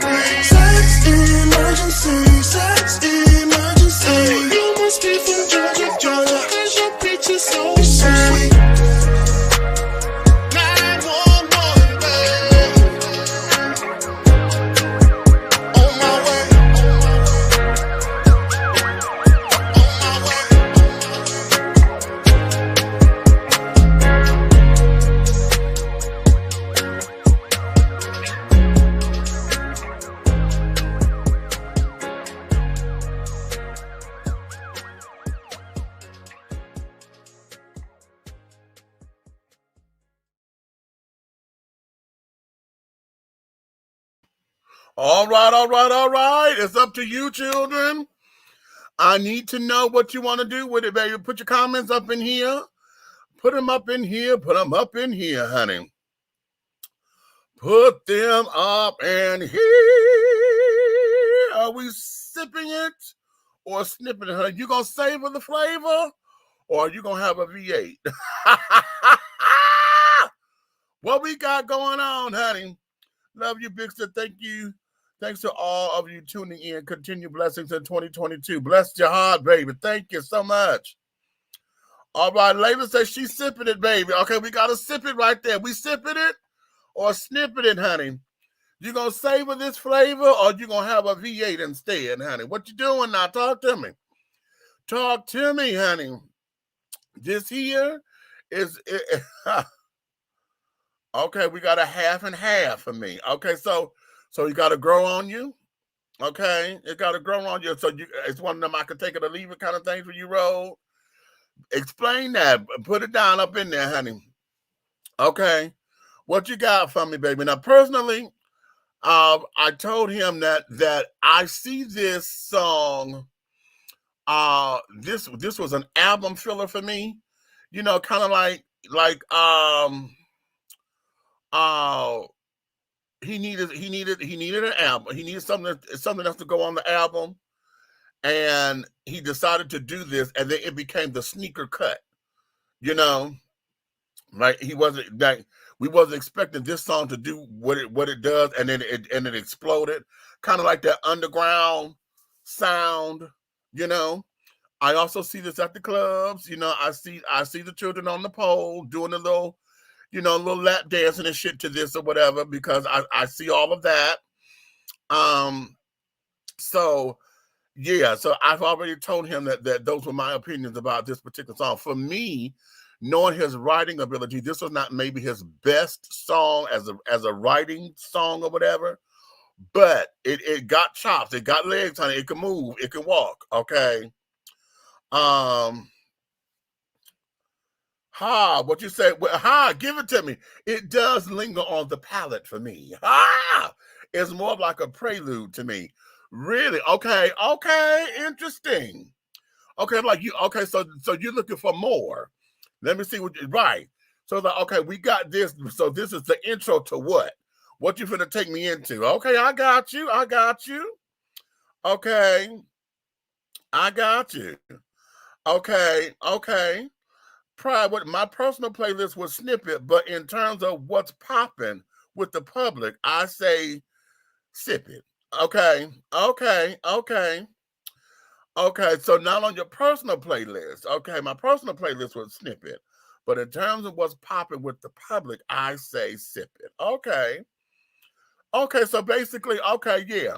So yeah. Same thing. Okay. It got teeth. It could move, but I don't know if it would move me, kind of thing. You know, I'm not won't necessarily put on my list, but yeah, it got the flavor that it needs to continue. The folks will buy it. They'll rock with it. Okay, I feel you on that, Pride. I feel you. Okay. Am I interpreting that right? Because that's what I'm hearing when I'm doing all these things. You know, I'm going to take this part of it and I'm going to send this to Fabian. I thought he was going to come in. I sent him the link, but I thought he was going to be able to come in on with us, but that's okay. I'm going to send him this so that he can understand a couple of things of what's going on. So who else got something? Put your comments up in here, babies. Come on, talk to me. Talk to me. Okay, what we got, baby? Now, as far as the video and stuff is concerned, I do have some questions I want to ask him, because y'all remember a while ago, there were some people who were getting reprimanded because they were using the public firehouses and stuff for pictures and things. You know, the calendar girls. You know, they got ass and titties everywhere, all on the damn fire equipment. And for him to be able to use this particular firehouse and their equipment and got everybody all on there fucking with the knives and things, rubbing ass and titties everywhere. I want to know what happened with the O'Leary Fire Company, honey. Okay. to see what's happening and snapping and how he was able to do that, you know, and not get in any kind of trouble for it, or at least not having the city get in trouble for it as well. Because, you know, the constituency, honey, y'all know people lose their mind, honey. People lose their damn mind when it comes to sex in the city, which is going to be my next topic, because I'm gonna do all that. Okay. So yeah, I got you. Okay. You got my feelings exactly. Keep in mind, I'm 50 years old as of December 27th. I think my 25-year-old nephew would love it. You know, right. Now catch this, because Fabian is up there with us. Because, yeah, okay, so you 50, I'll be 52 in March. And I think Fabian is is in our age bracket as well. So him being, you know, keeping his ear to on the pulse of society. Now look here, if y'all go on YouTube, this thing that got like 70,000 hits already. Okay. It got 70,000 hits and counting, and it's moving. So the kids that got it, I think a lot of it too has to do with the visuals, because you got all the girl with all that ass and carrying on and tattoos and shit, you know. And the visual presentation of it is something. But listening to it just from the audio, like Tracy is saying, honey, what you say? It has that Down the Yellow vibe, okay? Okay. It does have that vibe and carrying on, you know, the strive itself, you know, it screams and exudes, you know, sex and intimacy. You know, well, maybe not intimacy, maybe just fucking, okay? Because, I mean, hell, that's part of the lyrics. He's saying the lyrics, honey, yeah, I know you're my wife, but I want to fuck you like it's a one-night stand, okay? So, you know, you have all that carnal energy, you know, that just screams, you know, okay, yeah, let's do this, because that's why it's a sex emergency, honey. I'm hot and bothered right now. Let me get this nut real quick, you know? And that there speaks to the language of the young kids today. You know what I'm saying? So yeah. So bada boom, bada bing. Okay. So anybody else? You know, with sip it or snippets, honey. Are you savoring the flavor, or are you gonna have a V8, baby? Talk to me. You know, how we moving and grooving with this thing up in here. I love it. I love it, baby. Keep it coming. You know, I'm gonna have to send this over to Red so he can put this on Atlanta Hot Radio and put that in rotation over there. I really need to get into creating a show. And we were talking about this a while ago. And y'all know I'm a B-side bitch, okay? Y'all know I'm a B-side bitch all day. And I really wanted to introduce to some and present to others some music that, you know, album cuts that should have been releases, in my opinion, or should have done better than what they did, because like some songs may have been released but didn't do well. But yeah, I do need to create a show like that so that we can sit down there and groove and vibe and carry it on, honey, and introduce y'all to some things, honey, and expand your palate just a little bit. You know what I'm saying? Just a little bit. To let y'all know how we rock and roll, honey. Okay, how we rock and roll. What is it? I will need more. Again, it sounds like a prelude to something coming. Okay, I got you. I got you on that. I'm gonna make sure he understands that. I believe that he is working on a full CD project or MP3 project, what they call them, mixtapes or EPs. But right now he has been releasing singles here and there. So this is his latest, and I told him I would give him an opportunity here so that y'all can sit down and do something. So when you listen to this, if you're not live right now and you're listening to this in the archives, then I need you guys to go ahead on and to put your comments up in here. Again, if the video is not here, it is in the description so that you can go to YouTube and watch it, because if I have to cut the damn thing out, it's because it was a copyright infringement. Thank you, YouTube, and thank you, Facebook, and all these other children, you know, and I may have to cut it out. But nonetheless, I will drop where you can look at it in the description, and then you guys will go over and hey, snip it or sip it, honey. We're gonna sip and savor this flavor. We're gonna snip it, baby, and go have a V8 instead. How about that? Okay. Princess, If I Was Your Girlfriend comes to mind when you mention songs that should have been done better. Maybe Prince should have made a video. Things that make you go, okay, exactly. Okay.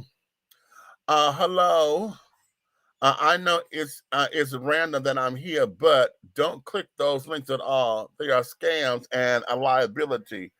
It's not for sexual maturity things. Oh, okay. Thank you for that. No, I've been blocking them, baby. I'm not paying no attention to those things. And then a lot of them are coming from what seems to be Russian or some kind, you know, the language is funny. And usually that's that kind of Russian language or whatever. They're all overseas, and they're not any kind of links that I'm aware of. You know, most links are carrying on our .com, .nets or whatever. This shit, honey, look foreign. So thank you for that, honey, and carrying on. But no, we're not doing all that. Mr. Michael Jackson, Off the Wall, which is probably Michael's best album. Okay, and his Off the Wall, the Off the Wall album, honey, I think is material-wise is probably Michael's best commercial album. Michael Jackson's Off the Wall, Thriller, and the one with Remember the Time. Those three albums there, I think, are just unprecedented in his career, honey. God help us. Okay. I love B-sides too. The B-side CD was my favorite disc when Prince released his hits 3 CD set. Exactly. Okay. So, yeah, be that as it may. So that there is that. Let me go on to something else. Okay, let's switch gears for a minute, because it was something. Oh, here's what I wanted to go into. Okay, here's what I wanted to go into. We talked about the home ownership for a minute, but I didn't go where I wanted to take it. Okay, but I'm not going to go there. What I am going to go is here, because I was listening to there's a series, Sister Speak or Speak Sis, on the OWN network, okay, Oprah Winfrey's network. And there was something there that I thought was very interesting, because they were talking about sex. Okay, women, just the women talking, they were talking about sex. And, you know, the whole idea of women not learning how to talk about sex and why. You know, just the whole gamut. But this is something that I found to be very interesting. And the woman stood up. She said she was 50 years old. She had not had sex since she was 38. And that's because in her mind, you know, she has been conditioned and raised traditionally about marriage. You know, I just want to be married, and, you know, trying to date or whatever, you know, it has, dating has the expectation of sex and this, that, and the other. And she says, I have just been raised and basically conditioned to believe that, you know, sex is with marriage. Okay. And that's fine, you know. But here's the thing that I want to ask you guys out there, and that's the whole idea of marriage. Do you believe that you are one person who feels as though they must be married in order to have a sense of accomplishment here in the world? Do you feel as though that's all your teaching has guided you to that you're supposed to be married and settled down so that you can raise a family, blah, blah, blah, blah, blah?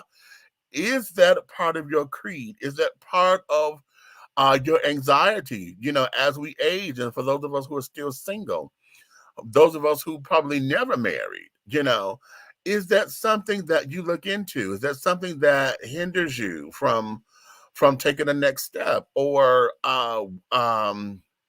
when you're dating, are you always on the hunt for the marriage material instead of just trying to enjoy the moment? What is that for you? I'm gonna tell y'all, for me, at one point in time, the idea of having a wedding was significant. Okay, even in the days of I'm laughing because this is so funny. When I was involved in the church and I was supposed to be delivered and carrying on, and I'm stepping out on faith, and God is going to bring me my wife and this, that, and the other. I had someone tell me they saw a picture, the girl in my prom picture. If y'all have never seen my prom picture, wait a minute, I'm gonna put it up. While I'm talking. The girl in my prom picture, I was told, honey, this here is my wife, right? And yes, Lord, we're going to step out on faith because God is going to deliver me, and God is going to let you have a wife and settle down and blah, blah, blah, blah, blah. Now, what is significant about this is that the girl in my prom picture, she and I grew up together. And everybody kept saying that we were going to get married because we always argued like like a married couple. We argued and argued and argued and argued. And, when we lived together, we were one of those households, two single mothers living together, her mother, my mother, 4 kids apiece. So it's 8 kids, 2 women in this 1 bedroom. We had what? It was 1, 2, I think it was a 2-bedroom house. It was only 2 bedrooms in that damn flat because they had a flat. They were downstairs. We lived upstairs at one point. And when my parents left and divorced and carrying on, Mama left. And then after that, trying to get away from my daddy, Mama came back, and that's how we started living together. So 8 kids, 2 adults in a 2-bedroom apartment. Mama had the basement, and this, that, and the other. All the kids, we all slept in the same room. Interesting, right? We were always arguing and carrying on, but the tension was there because we're the same age. She's older than me by a month and 3 weeks because in fact her birthday is coming up on January 13th. So that's the kind of arguing we did, right? So again, seeing this picture, everybody's stepping out. We stepping out on faith, honey. We stepping out on faith, baby. Oh, we gonna step out on faith. And God showed me your wife and blah, blah, blah. I done went to church, and the church done sit up there and said, God is going to give you your wife and blah, blah, blah. And you finna get married. So Demetrius, stepping out on faith, I done told everybody I'm about to get married. I done told everybody. I called my grandmother, honey, my dad's mother. Called her, Grandma, I'm about to get married. Oh, baby, you're about to get, yes, ma'am, I'm about to get married. I'm about to get married. And this, and the other, blase, blase, blase. Yes, ma'am. Yes, ma'am. I done called her brother. I done called everybody except her.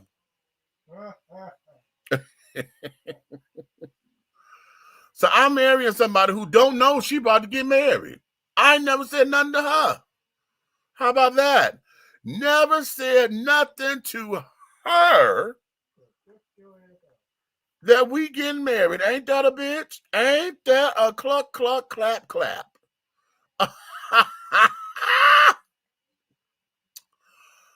So Sugar Plum.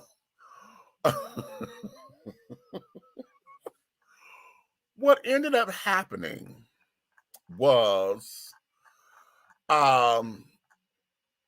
I was getting ready for church this one particular day, and I was in the mirror, and honey, my spirit just said, child, what are you doing? And I heard it just as plain as day. I was like, what are you talking about? What am I doing?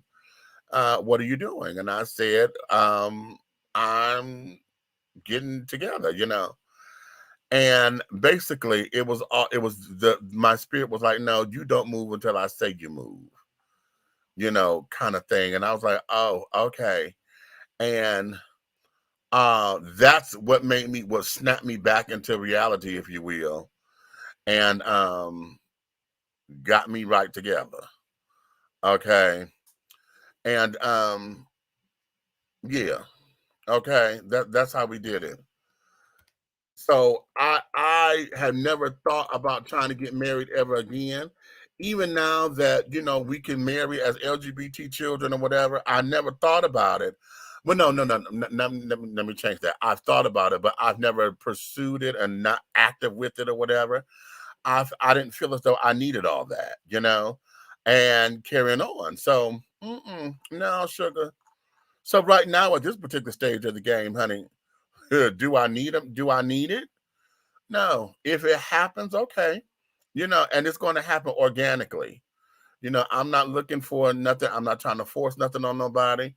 I don't want to sit down here and be all, you know, entangled, because y'all heard me say this on many of occasions. I just don't believe that folks are looking for a relationship these days. People don't want relationships, honey. They want companionship. Okay, let me show y'all this picture. Ha ha. Y'all see that? That is circa 1987. That there is my prom picture. The girl in the picture, her name is Desiree. Oh no, Desiree. Desiree Dowdy. That there, she and I, honey, we are completely inseparable, even though we don't spend time like we used to back in the day. I still call her. I try to call her. If I don't talk to her at all, once a year, she gets a phone call from me on her birthday or around her birthday. And we try to play catch up and this, that, and other. She just had some surgery while I was at home dealing with my mom. And, you know, incidentally, her mom passed, maybe a year before mine, a year and a half before mine did.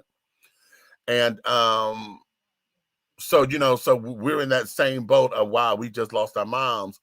So, you know, she's always been a special gem to me. If there has ever been a quote unquote a female equivalent of me, she is that. Okay. And she will always be my sister. Okay, that girl. Child. Oh, me and Desiree, honey, we have, you know, in our teens, I used to always say I never had dates, but she and I we would go to movie dates. She was the one I would take to the movies and carrying on. We went to, you know, Northwest Theater, child, every weekend.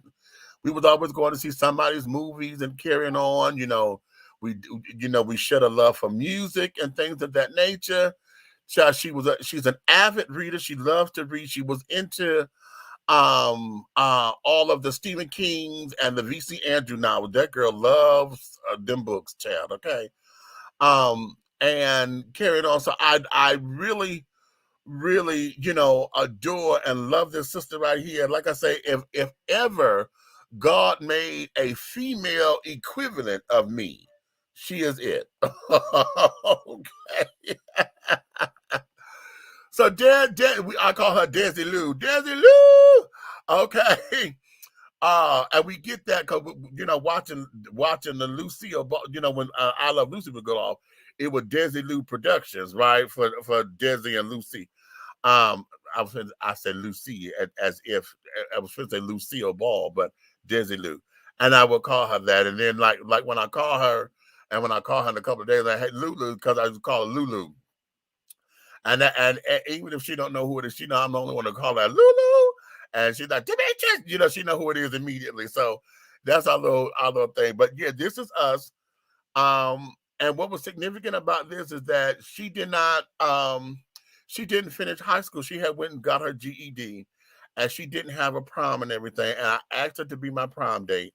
So she was able to have a prom and, you know, to have the whole high school experience, even though she had gotten her GED and things. So this was very special for the both of us. And that particular night, you see, we were royal blue and white. We were the first ones there with that color on. So everybody who came in the door with it, I said, y'all in my colors, because we were the first ones there. And here is the dynasty of it. Here is the dynasty. And everybody thought that I was just being a gangster or a pimp or a player.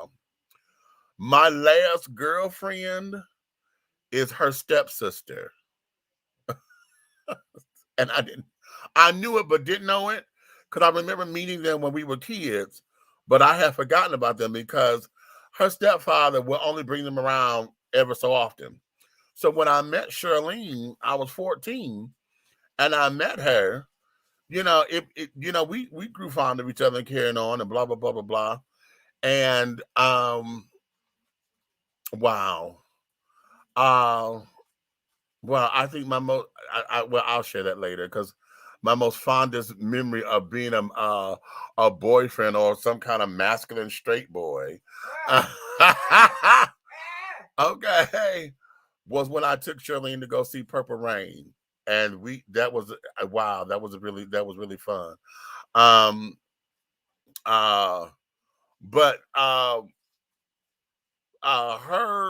stepsister's mother was our chaperone. She not chaperone, but she was our chauffeur because she had a white Pontiac Sunbird at the time, and she drove us to the prom.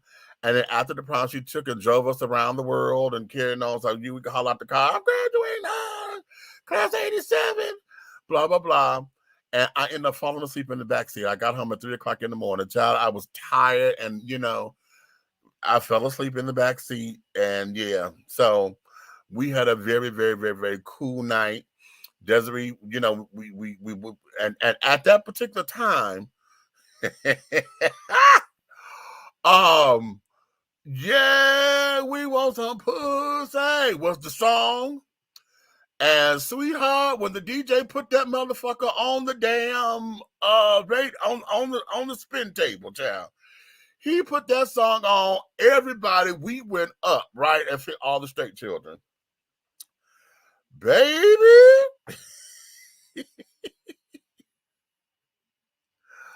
The chaperone, honey, Miss Campbell. I wonder how she doing. I believe she may have passed on now. Oh, Lord.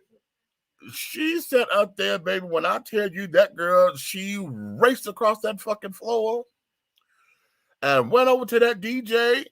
Oh, no, you won't. You're going to turn that song off right now. We will not have this foolishness up in here. Turn that song off, baby. That was at the prom, honey.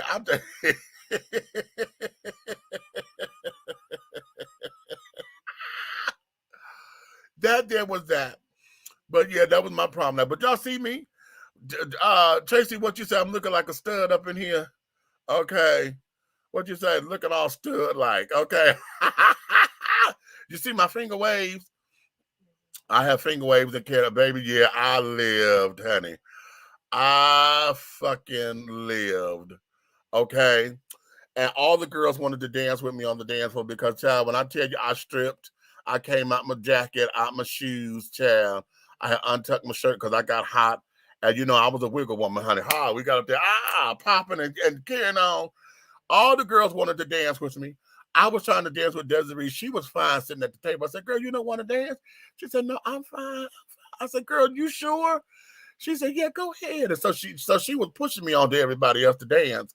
But I was there with her, so I wanted to make sure she had a good time and things. And child, when I tell you, we burned a hole in that motherfucking floor at the St. Regis Hotel in Dearborn, out there by Dearborn, Fairlane, and carrying on. We burned a rug up in there and carrying on. And I was like, wow, that was a fun night. That was my prom, honey. That was my prom. June. When did we have that prom? It was in 87 because my graduation was June 10th, 1987. The prom was maybe like the 5th or something. It was up in there. So yes, honey. So that there was that. But I showed y'all that picture because that's the girl that everybody kept talking about I was supposed to be marrying and things. So I stepped out on faith. Mm-hmm.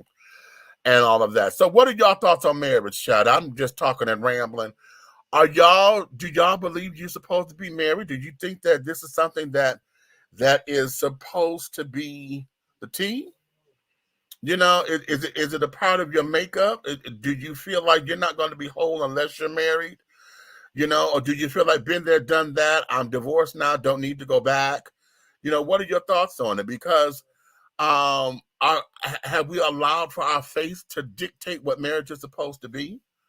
You know, especially in the day and age now where, you know, it seems as though we've gotten so we need to find a happy medium because we got so much up in here, you know, that is saying whatever. Now everybody's trying to run to be polyamorous and this, that, and the other, you know, anything goes kind of shit. If you ain't poly, you pan, or whatever the case may be.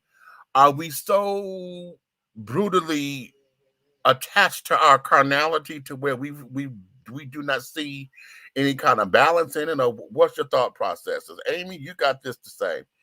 She said, I've already been married and divorced. I don't value marriage the same as my parents do. I view it as a legal commitment rather than a religious rite of passage requirement, etc. Oh, that's good. I got married so young because I was given the wrong idea of why you get married. The Cosmopolitan magazine idea of relationships and marriage. Young people are not given the correct tools for healthy relationships, let alone marriage. Girl, did you just break that down right there? Did you break that down right there? The children child, honey, girl, okay? Hell, that's a mic drop, okay? Mic drop. Mic drop. Okay? Have mercy, Jesus. Have mercy. Okay. Like I say, honey, I don't need it necessarily. If it happens, it happens. You know what I'm saying? The whole idea of walking down the aisle or at least or going to a court side or whatever, you know. Which I think ought to be the thing anyway, because the marriage is only a piece of paper as far as I'm concerned. It's all the legal contracts. If you're doing everything else but did not walk down the aisle, then child shit. Because now, you know, before the alphabet children could marry, honey, everybody was going to get palimony agreements, okay?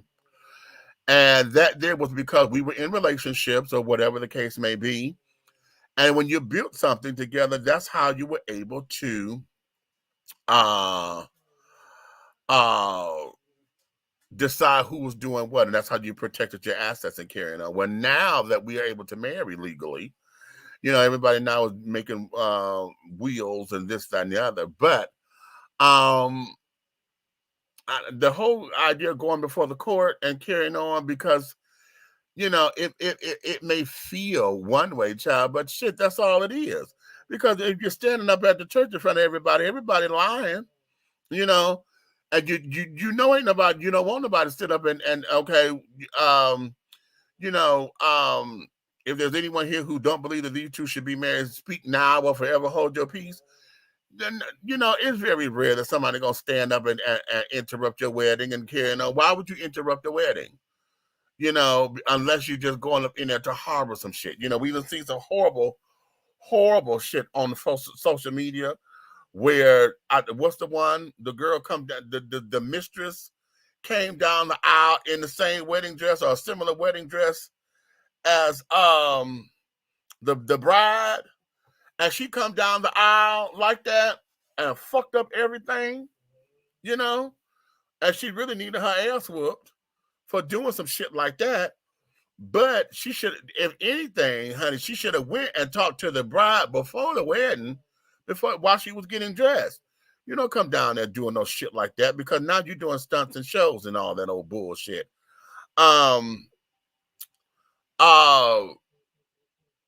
You know, those kinds of things. Why would you do that? You know, and you know, then you're spending all this money for one day.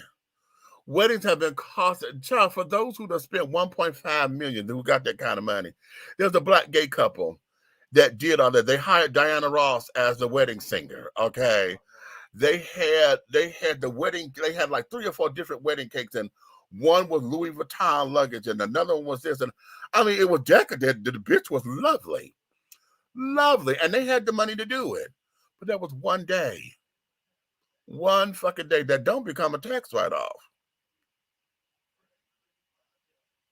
Unless you're doing it as a business.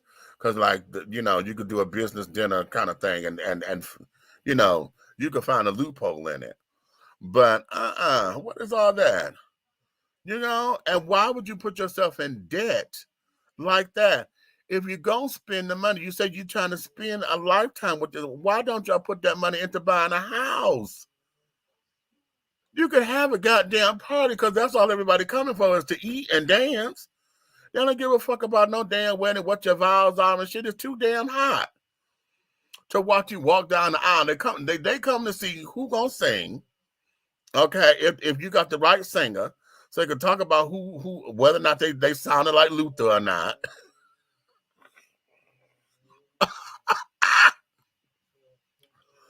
So they're gonna talk about who sang. They're gonna talk about your dress. Okay. And I say your dress because the tuxes are just that. Men always wearing the same goddamn tuxedos are just the same. Okay, so they're not gonna talk about no fucking tux. They're gonna talk about your dress. They're gonna talk about the bridesmaid dresses. Okay. They may talk about the mother of the bride to see if she gonna do something, you know, or whatever the case may be. And then the mother of the groom to see if she gonna come up in there trying to upstage the bride. Okay. After that, they don't give a fuck about none of this other bullshit. It's too hot. They don't care if you wrote your vows or not or whatever. Don't nobody care about that shit. What they want to see next is what the hell this food tastes like and who gonna be the DJ. Okay? That's all folks come to weddings for. Okay?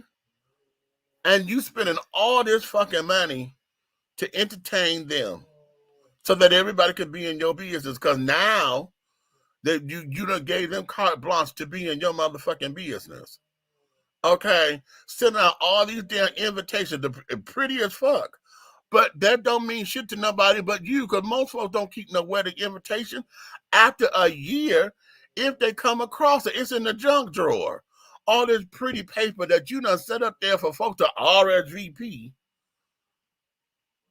And it goes, after a year, it's going in the trash. Don't nobody put that in a scrapbook. But me. Okay. Don't nobody do that shit. So you wasted all this fucking money. Okay. All of this money. Okay. I went to a wedding and Dr. Kofi, oh my God, I felt so bad when you and Miss Hattie divorced. Because the wedding was spectacular. Okay. The wedding was fucking spectacular. They had carried Miss Hattie in, honey. It was a lesbian wedding. They carried Miss Hattie in, honey, on this chariot and things, and she was done. Oh, her head wrap was this, and carrying on. And when I tell you, them children put that shit together, it was wonderful. And I think they think they were married for like maybe 4 or 5 years, but afterwards they divorced the right way. Dr. Kofi told me, she said, and I felt so bad because I've always thought that they were the couple. You know, they were the quintessential couple. Kind of how folks are doing with Megan and Devon and carrying on. We thought that they were, she, you know, the way how they presented to us, they went and did the same route. You know, they went to the pastor and carried on and said they wanted to dissolve, and it was ritualistic. Now it didn't include the same amount of people or whatever. That I think that was a little bit more private between them, but nonetheless, up until just recently, I still had their wedding invitation. My best friend, I still have both of his when he married his wife, and then when he married his husband. I had both of those, and I just recently got rid of those. So yeah. Okay. So no. I no. I mean, and the presentation is lovely. My whole thing is, honey, have a big ass party. Rent out a club, bitch. Have, you know, y'all do better. Y'all have a better time throwing a cabaret. And just doing a cabaret, honey, folks buy tickets to the damn cabaret and sit up there and call it your wedding reception. How about that? That way you ain't got to worry about them. If they buy a goddamn ticket to it, that'll help you pay for that bitch. And you ain't got to worry about whether or not they're going to get you a gift for the wedding or not, because you're on the registry. Anywho.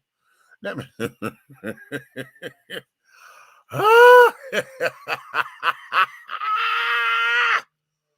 Okay. Let's see. We got here. Marriage is an agreement of resources and property. Anything else is just chasing the high of the wedding to show off for your friends. I can't fuck with that one, Hodge. You own to that one. I just don't view marriage the same. Many don't have the same values that once was. For me, if it happens, great, but it's not the end all be all. Dig that. Okay, okay. If interrupting a wedding is good enough for Dwayne Wade, then it's good enough for me, yo.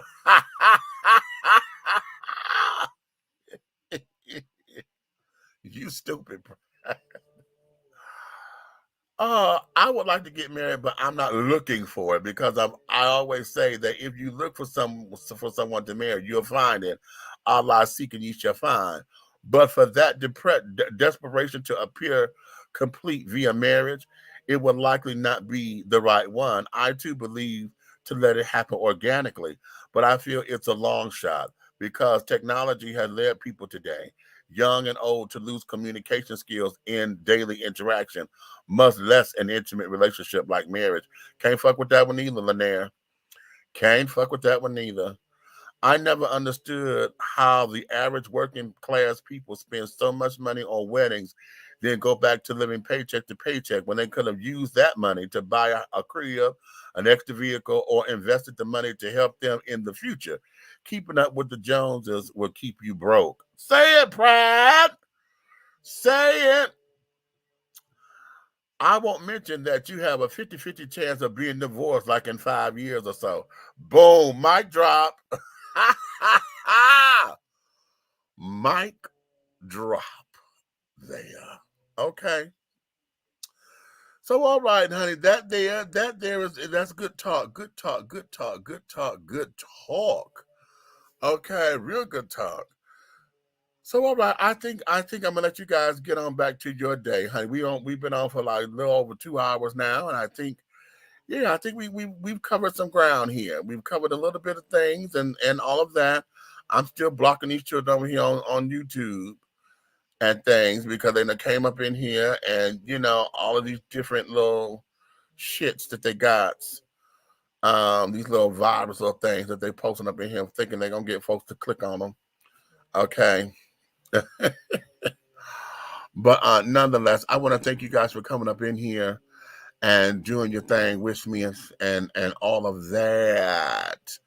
Okay. I'm gonna replay this because I said I was gonna bring up a story when I was talking about Desiree or something up in there. I said I was gonna bring up at another time, and it's gonna be a good story. But nonetheless, we thank you for your time and your consideration and carrying on, honey. If you love us like you do, honey, like, subscribe, share on all the platforms that you see us on, honey, whether you're on Facebook, YouTube, or whatever the case may be. And if you love us like you do, honey, tell a friend. Tell all your friends, honey, to like, subscribe, share, join in on the conversation, get in on it. Okay. But if you hate us, disagree with some shit that we said up in here, don't want to fuck with us no more, that's fine. You can tell all of your motherfucking enemies to like, subscribe, and to share. Okay? And Lord have mercy, you are not coming up in here now, and I'm finna close out the goddamn show. Come on. First and foremost, that same hell that you was having with passenger riders, I ain't been able to get in none of my shit. You what? Yes. Ask my wife. I've been locked out and bruh, I ain't been able to get in nothing. But I'm good now. Hours later. Wow. What? I ain't been able to do shit. I thought you was out in the street. Matter of fact, getting into this right here, I had to wait till she came down because I couldn't remember one of the piece of passwords for this. Get out of here. Tell her I thought you was out on covering duty. I done told the children, I said, well, he out in the streets, making us look good and things. Man, I've been had a goddamn fucking technology nightmare, bro. Oh Lord. Ooh, good evening. Not technology nightmare, child. Yes, Lord. And I know it. I know. Okay. get tired of having to get a code for this. They want you to code it. When we finna prove who you are, we're gonna send you an update the code, blah blah blah, bitch. Hey, what's all this stuff on here? Oh, what? Oh, that's in YouTube, child. These children coming up in. Don't worry about it. They're just saying hi. And those are the children I got to. There's some I had to delete because they're sitting up here with these little, click on the link kind of shit. So Jerk on my face. No, them little virus children. Ooh, jerk on my face. Let's talk about. They want somebody to jerk on their face? What? Yeah, that too. Okay. So be that as it may. What is your favorite part of the movie? I am sorry to the fans of Dish and Tea and myself, but I'm here. Well, all right, honey. All right. Well, we were talking about, well, you know what? I'll play it again. How about that? I will do it one more again. Because we got some new folk coming up in here. Hey, it's all moving and grooving over here, baby. How are you is the question. I'm going to play it again because we had a sip it or snippet, whether you're going to savor the flavor or if we're going to have a V8 instead. Okay. I'll play it one more time, honey. When you shoot with JD Visuals, it's a movie.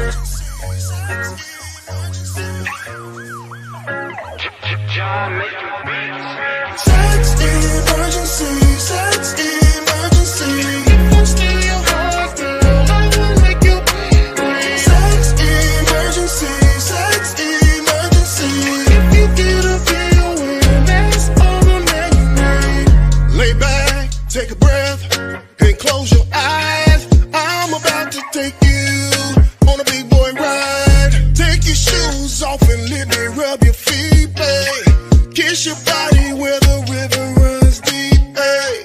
No caps, I'm drowning for your love. Sexual healing is what I'm really in it for. Need your body to shake and quiver over me. Turn our bed to a small jacuzzi. Sex emergency, sex emergency. First in your heart, girl, I will make you breathe. Sex emergency, sex emergency.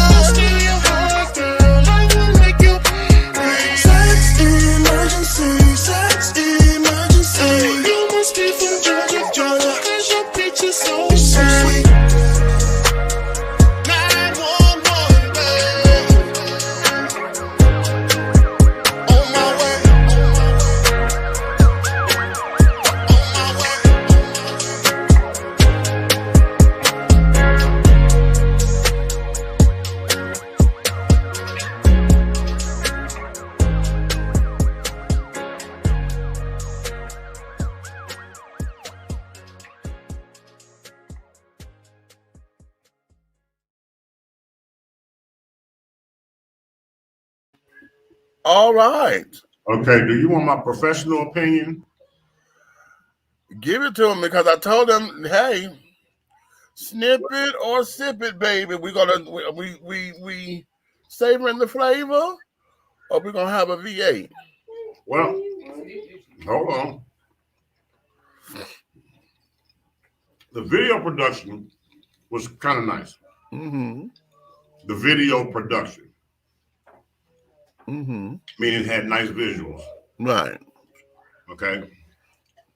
But what's up, princess? But sex emergency. You know, you kind of define that as like an itching crotch or groin or okay. Something like the condom broke and you know she was too ugly for kids. You know what? I just, you know. I'm just not too ugly for children. I'm not. Right. like a sex emergency is something you call. You know you're gonna beat it because it's dark, but you're not gonna eat it because it looks like bark. You know what I mean? It's like I'm glad I didn't sip when I was about to. Exactly, because you be glad that you don't sip during a sex emergency. Because if you sip during a sex emergency, you something to get some of that ugly. No! I'm just saying. The concept was, you know, Cupcake in Atlanta Radio in the background, she asked me, she want to know what the concept was. So I'm going to tell you like this. You had sex, you had half-naked girls, and you had a fire truck.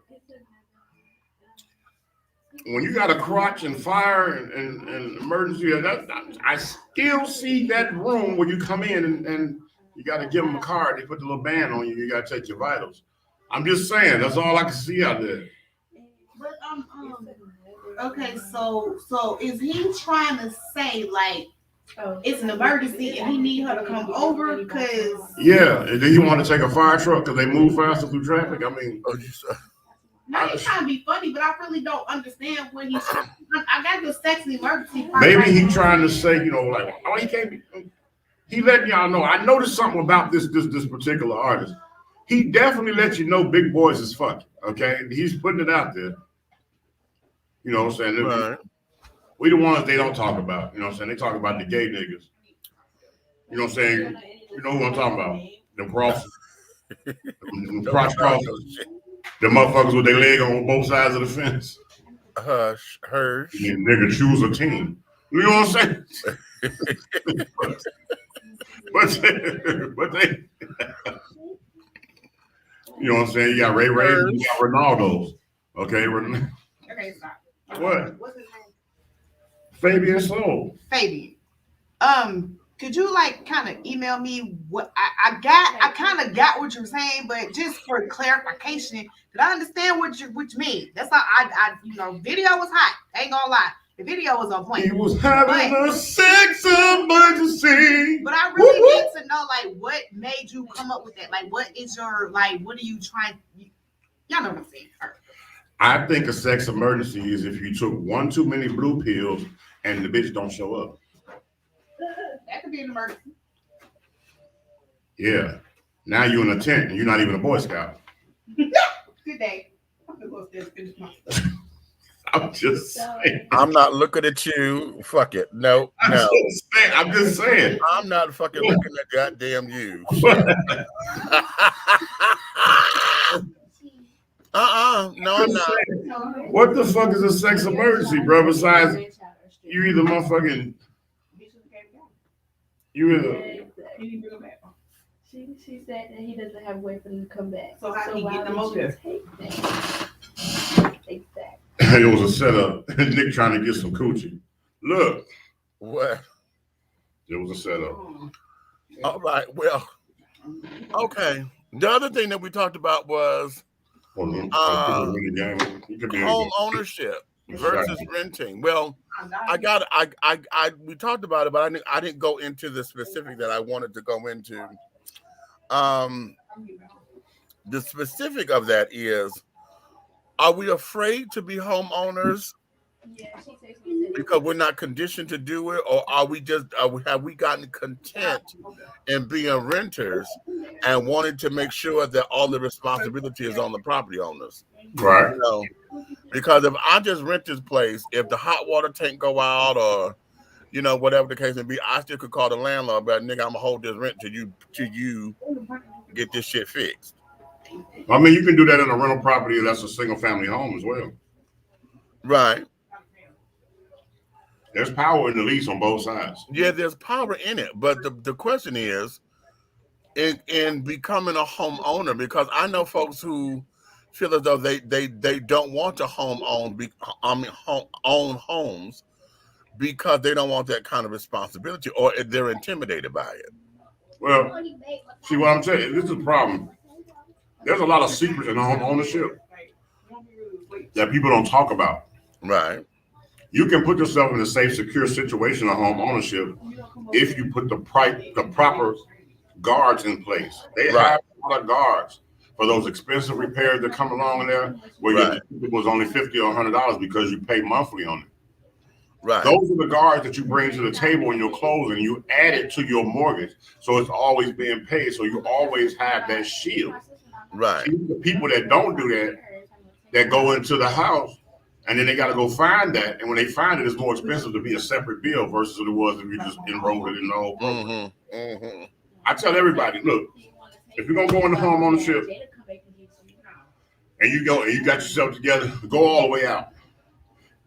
Just say, okay, say you qualify for $250, right? Find you a house for $180. Right.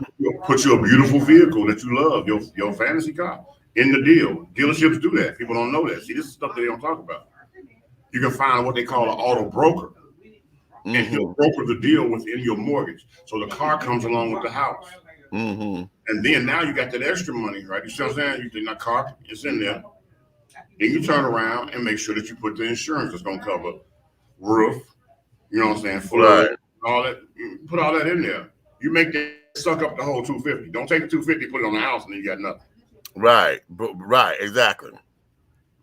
That's how you got to finesse the game. Don't say they you qualify for $300, and then like Hammer, like MC Hammer's cousin, you run out and buy $400,000. But don't do that. You know what I'm saying? Right. Wait, what you say, fool? Oh, you qualified for $300, but you went and bought a $400. Right. Trying to see how our lights off. Okay, right. That part. But shout out to Fabian Soul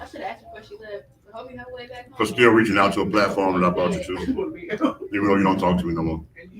So, because I'm a professional, though, I don't hold that against you. Besides, you're too big to hold anything against you. So, but at the same time, he's a talented brother. But I still feel, my professional opinion in the industry, you know what I'm saying, with the ear that I have for R&B, that he has not yet plateaued or found his peak. You know what I'm saying? Because he has the Velvet Teddy Bear vibe. Yeah. But he's too busy trying to motherfucking have his pants off.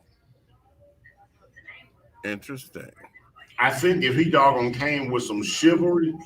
You remember how big Ruben Stubbs, Ruben Stubbs, what's his name? Yeah. Ruben. He didn't come out and say, I want to bend you over 2004. No, he didn't say that. He came out.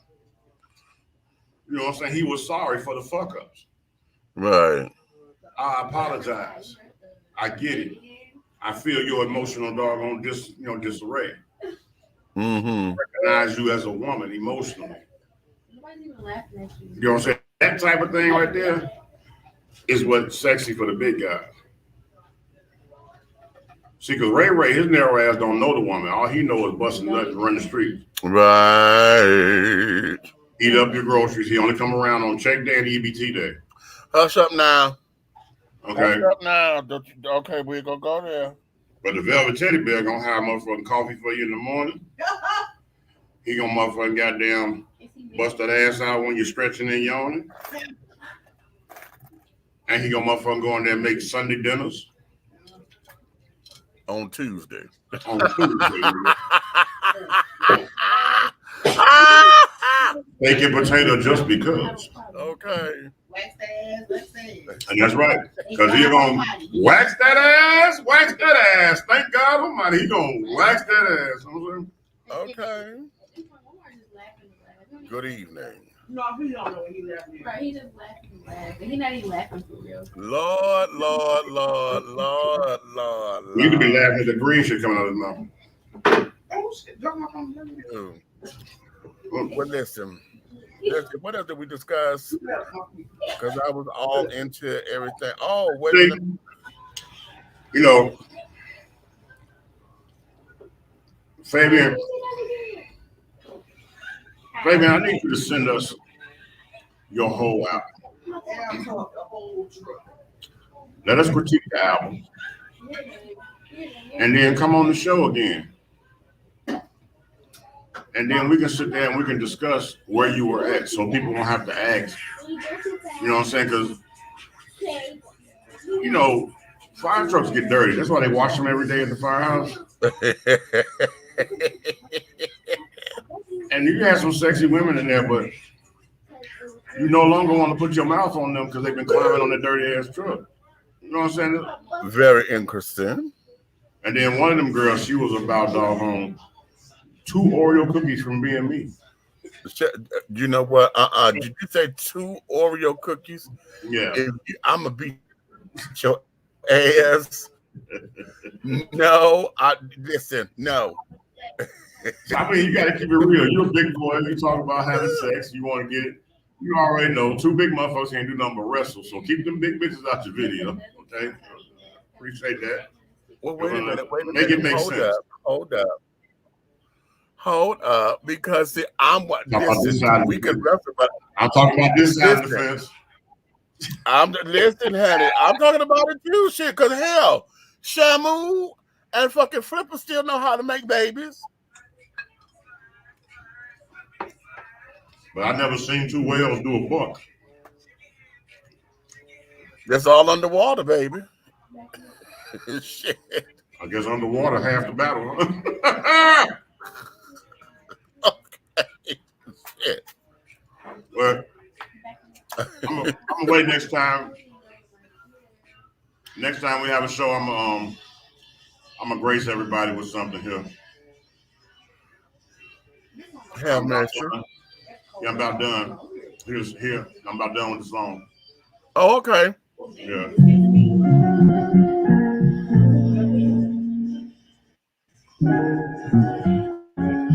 Just to give y'all a snippet of what's going on.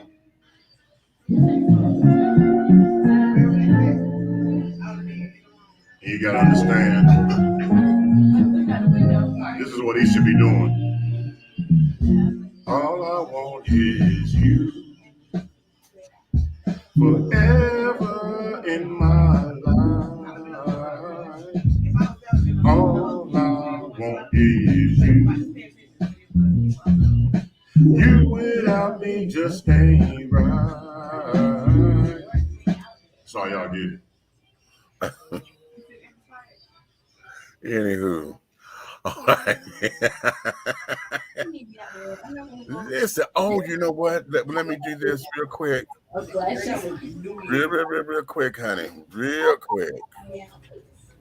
I've been rolling.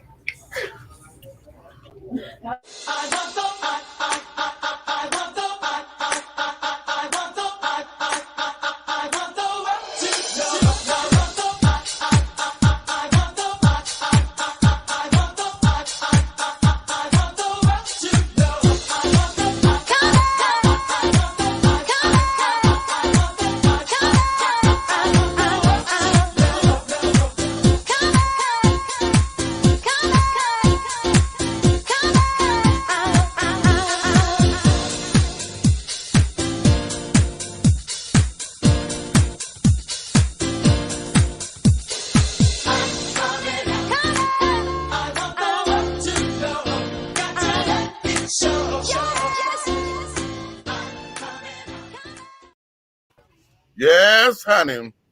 Next week, honey, next Saturday, as a matter of fact, honey. 7 days from now, baby. That's right, Passionate Riders, honey, Car Club will be out and about, honey. We will officially be introducing ourselves as a car club, honey. It's going down in the ATL. Okay. To just to the world at large, honey. Come on out and to join us and carrying on. Remember, I told y'all the other day, get your bands.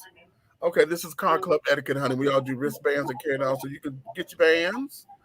Okay, get your bands, get your bands. Car club, they responded back to Okay, and call it that way.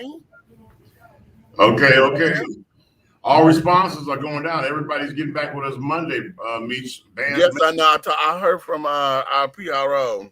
It's finna go down. Yes, honey. So if you guys would like to support us or whatever, if you're not in the state and would like to support us or whatever, I will do this, honey. Send us your little $10 to the cash app that's rolling on the bottom. Passionate Riders.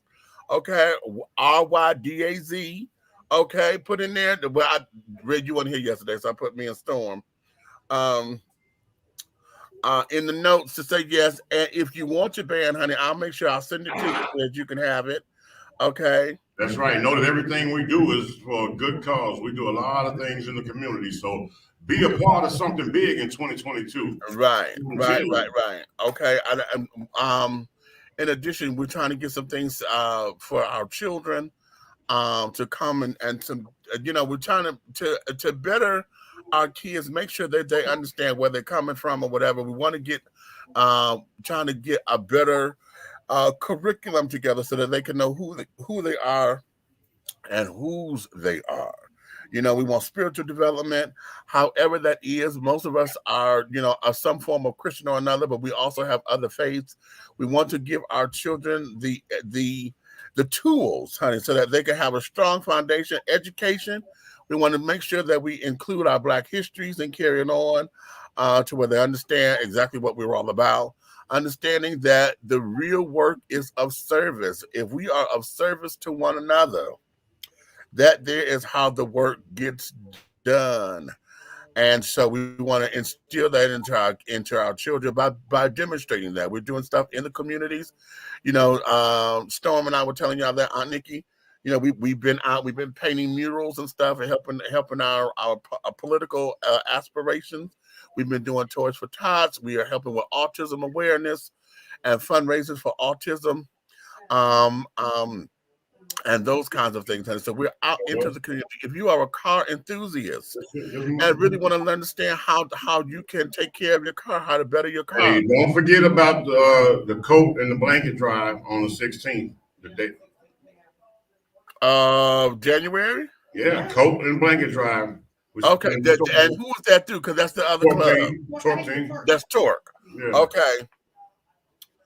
Okay, so Torque is doing coats and blankets and things. Okay, come on now. We out here, baby. We outside, baby. You know what it is. Okay. So be that as it may. So those are some of the things that we do. But okay. You see it rolling around there, $10 a piece for a donation. So if you just want to put a donation and whatever, you could sponsor bands and things of that nature. Just put that down there. And remember, if y'all cash out that money, if you put it in the notes what it's for, you can actually use it as a tax write-off, because on Cash App at the end of the year, you can print out your whole sheet. Right. To a tax person. Right. See? So be that as it may. So on that note, children, we're going to let you guys get back into your worlds on this first Saturday of 2022. Right. Okay, the first Saturday of 2022, children. So, and tomorrow is the first Said What I Said Sunday. Yes, it is. Ooh, how we kicking this off, honey? Yeah, tomorrow we're gonna have the first one of the year, and we're gonna call it Breaking Bread. Oh, I hope your name ain't Bread. Right. Okay. Having said that, listen, sweeties. As I was saying before, honey, if you love us the way that you do, honey, like, subscribe, share. Okay. And all of those particular things, honey. You know, you can hit the bell. If you're on YouTube, hit the little bell. So you get all the little things. Yeah. I saw somebody with graphics and all that. I think I'm going to look to how we could do that on here. So to liven up the page a little bit, honey. But if you hate us, disagree with us, can't stand our black asses or whatever, you can tell all of your motherfucking enemies to like, subscribe, and to share, and to click the bell, honey. Okay? Lights all them down. Okay, right. We're disinfect. Bitch be gone. Bitch be gone.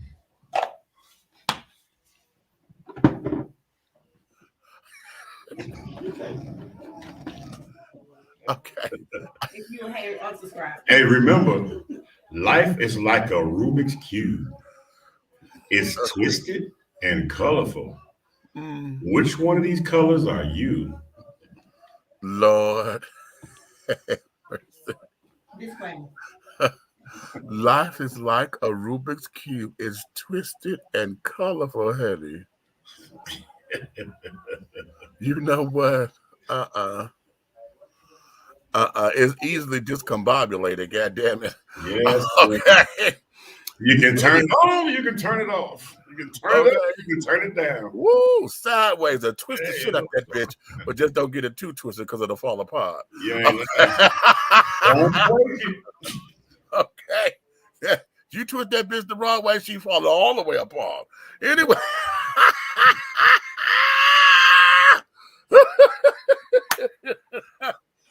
Okay. Such a dirty mind. Right. Anywho, on that note, now you may finish all of your crumpets, my darling, because the tea has been dished, and you've been dishing tea, darlings, with Big Meech and the big red fellow over there, honey. This is my ally. And then the absence of Aunt Nika, honey, we thank you, we love you, and carry it on, honey. Where's 215 at? Where's she at? Huh? Where's she at? Probably sleep. Lord have mercy. You know, it's Saturday, and I know this weather has been kind of like that way. We haven't spoken since earlier today, and I know she's probably going through one of her spells, and either took some medicine and knocked her ass out. You know, she might have did one of them TikToks and walked her ass to sleep. Okay, you know what? No, listen. Okay, come on, let's sing this thing. Let's sing this thing. First Saturday of the year. Sing. Come on, man. Sing. Just know, honey, we love and we thank you, honey. Just remember this, honey. Everything that we're doing over here, honey, with all of our productions, child, will move forward in any way, shape, style, form, or fashion. So we thank you. We love you, baby. We got some new things coming down the pipeline for this year. And so that there is that. So until we meet again, honey, on our first, I said what I said Sunday of 2022, honey, we love you. And that there is that. So until then,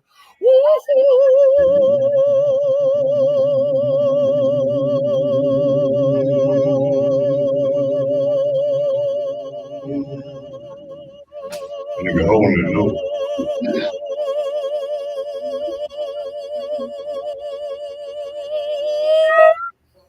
That nigga got a throat on him. That ain't for you to know, honey. You don't understand that. The whole world meets business.